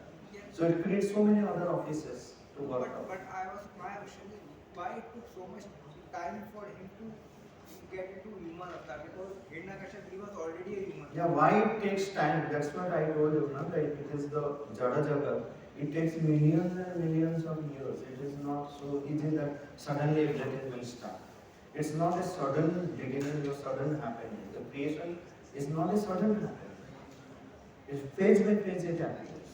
But the consciousness of that Hiranyakashipu, he was already present as a human avatar in a human form. So why his consciousness did not take So time? it is actually, we are giving it to a form, but it is a force. It is a asuric force which was there. We are assigning a human form to it. Okay.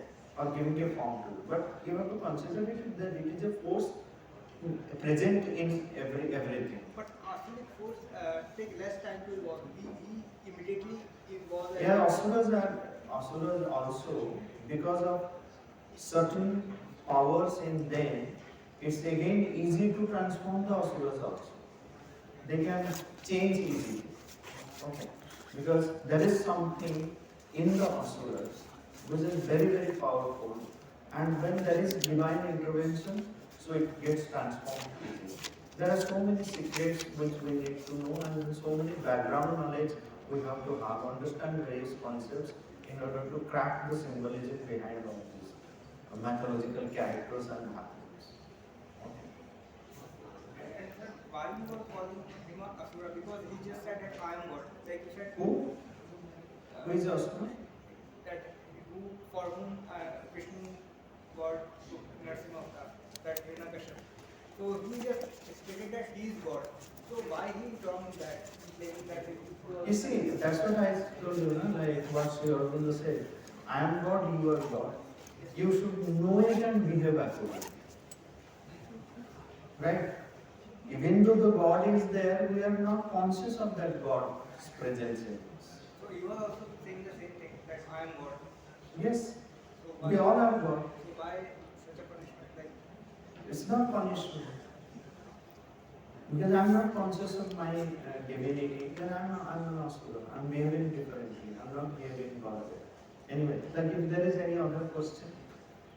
Sir, Shloka and Sutra, what and how is this? Yeah, so this is also like another important question. All these texts which are written in poetry form, you have in prose form, And there are various other patterns also, like you see. There are some original texts, there is interpretative texts which are known as various types of interpretations of bhashyas, tika, tippani, and so many vyakhyanas, like you have all the texts.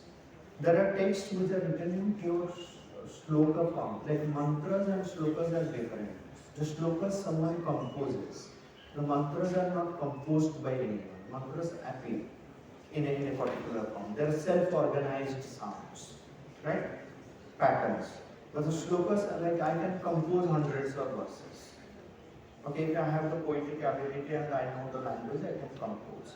Mantras no one composes, right? They are self-organized sound patterns of the potent sounds. Then there is another unique style of composition which is known as sutra style of composition. They are very, very precise. Within a single, like sutra, you can tell so many things. And one of the finest examples of sutra literature is Panini's Ashtadhyayi. So Panini, if you have heard the name of Panini, he has given us Ashtadhyayi, which is considered to be one of the most, significant texts on grammar of any language like Sanskrit language. So Panini has given approximately 4,000 sutras, and just concentrate on this fact that using this approximately 4,000 sutras, you can create millions and millions and millions of words. It's a generative grammar. And it is composed in such a manner that if you replace a sound or change the order of the sound in any sutra or change the order of any sutra, the entire system becomes corrupt. That's the precision which one maintains in the sutra style of composition. It's very, very easy. You have Patanjali's Yoga Sutra, you have Atsayana's Kama Sutra, you have Panini's Ashtadhyayi, and various kinds of sutra literature. So you have sutra literature, bhashya literature, you have the mantras, you have shlokas, you have subhashita literature, you have different types of literature also. There also you find, on one side you have the original poetry, then you have the vyakhyanas and bhashya, then you have the samiksha also, criticism on books. That also forms another literature. The way, how do I criticize or appreciate? That science also, like poetics, dramatics. So you need rhetorics. One needs to understand those in order to appreciate and understand the nuances of all this literature.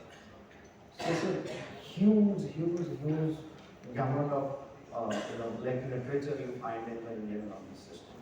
That's again I'm talking about only in Sanskrit. But if you concentrate on all the regional languages, it's really vast. Really vast. Any branch of knowledge you choose. So one example could be Ramcharitmanas of that articulation in this Yeah. Ramayana. Various, so many types of Ramayana. More than 300 Ramayanas are available in different languages, in different forms, in different places. Okay. So any other question?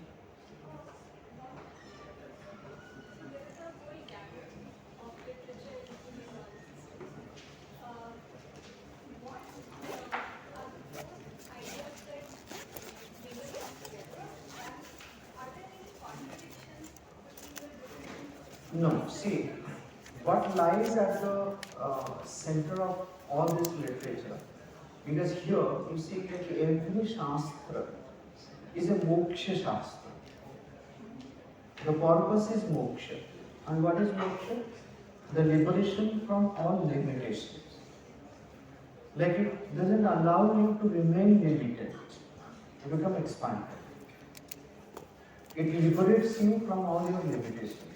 Not limited. If my knowledge is limited about chemistry, that knowledge of chemistry which is given is liberating me from that limitation, but at the same time, it is also making me conscious of that divinity within me. So divinity is also another defining character of all these shastras. Every shastra will begin with a Mangalacharana, invocation of the of any divine. So then like the whole composition, the whole presentation should become free from obstacles.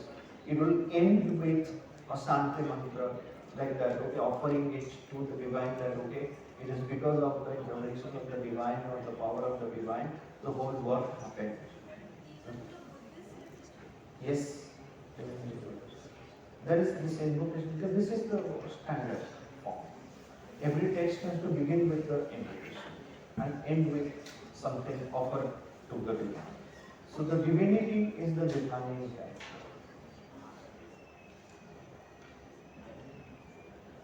But that's the common thing in all the subjects. Even like when Panini is giving you the highly technical text, which is compared to almost a software programming, there also like you don't feel the loss of divinity. The philosophy, the divinity, these are the common defining character of all these subjects. In Mimamsa and all, so this is Mimamsa is written. And that will come under the philosophical stage. Mimamsa, Vedanta, Sankhya, Yoga, Nyaya, Vaisheshika, Bodha, Jaina, all will come under Darshan. The four types, Samhita is basically the compilation. It's compilation of the mantras which you are analyzing. Then we have Brahmanas, basically it is the day-to-day, living, how people should live their The life. interpretation and then application part of the Vedic science. And third is Aramicus, basically after, Contemplation, like you can say that, say the Vanaprasthi. Yes, Vanaprastha. So for them it is like more for contemplation. Deeper contemplation is the Upanishad, for a greater Then knowledge. after that it is the culmination of Chaturveda. Yes.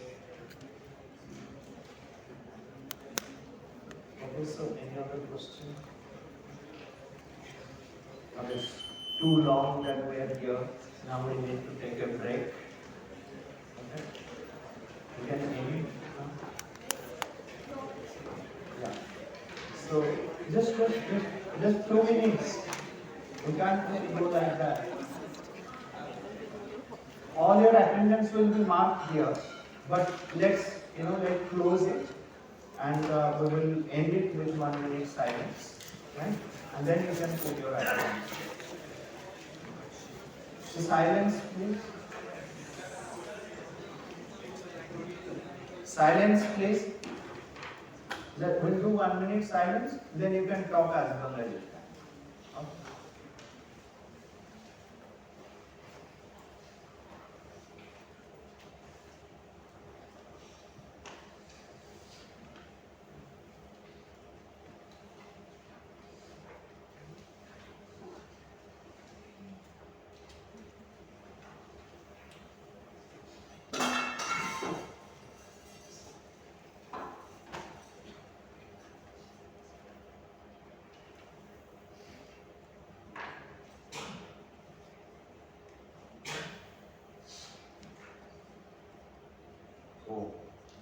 So I'll see you tomorrow, and in tomorrow's class we will be discussing about certain techniques of writing the Shastra. So how they were all.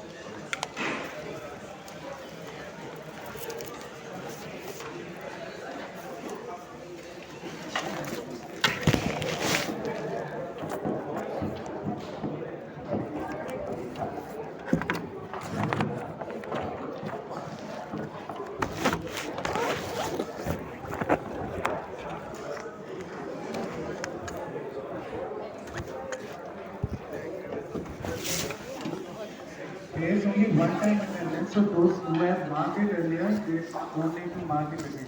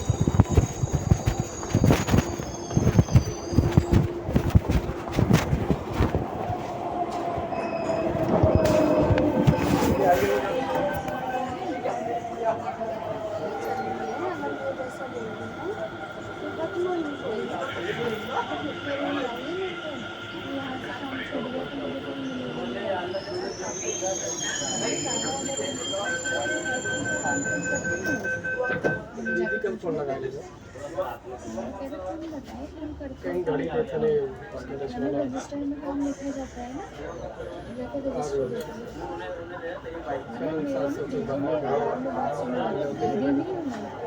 एक बार में समझ आ जाती है।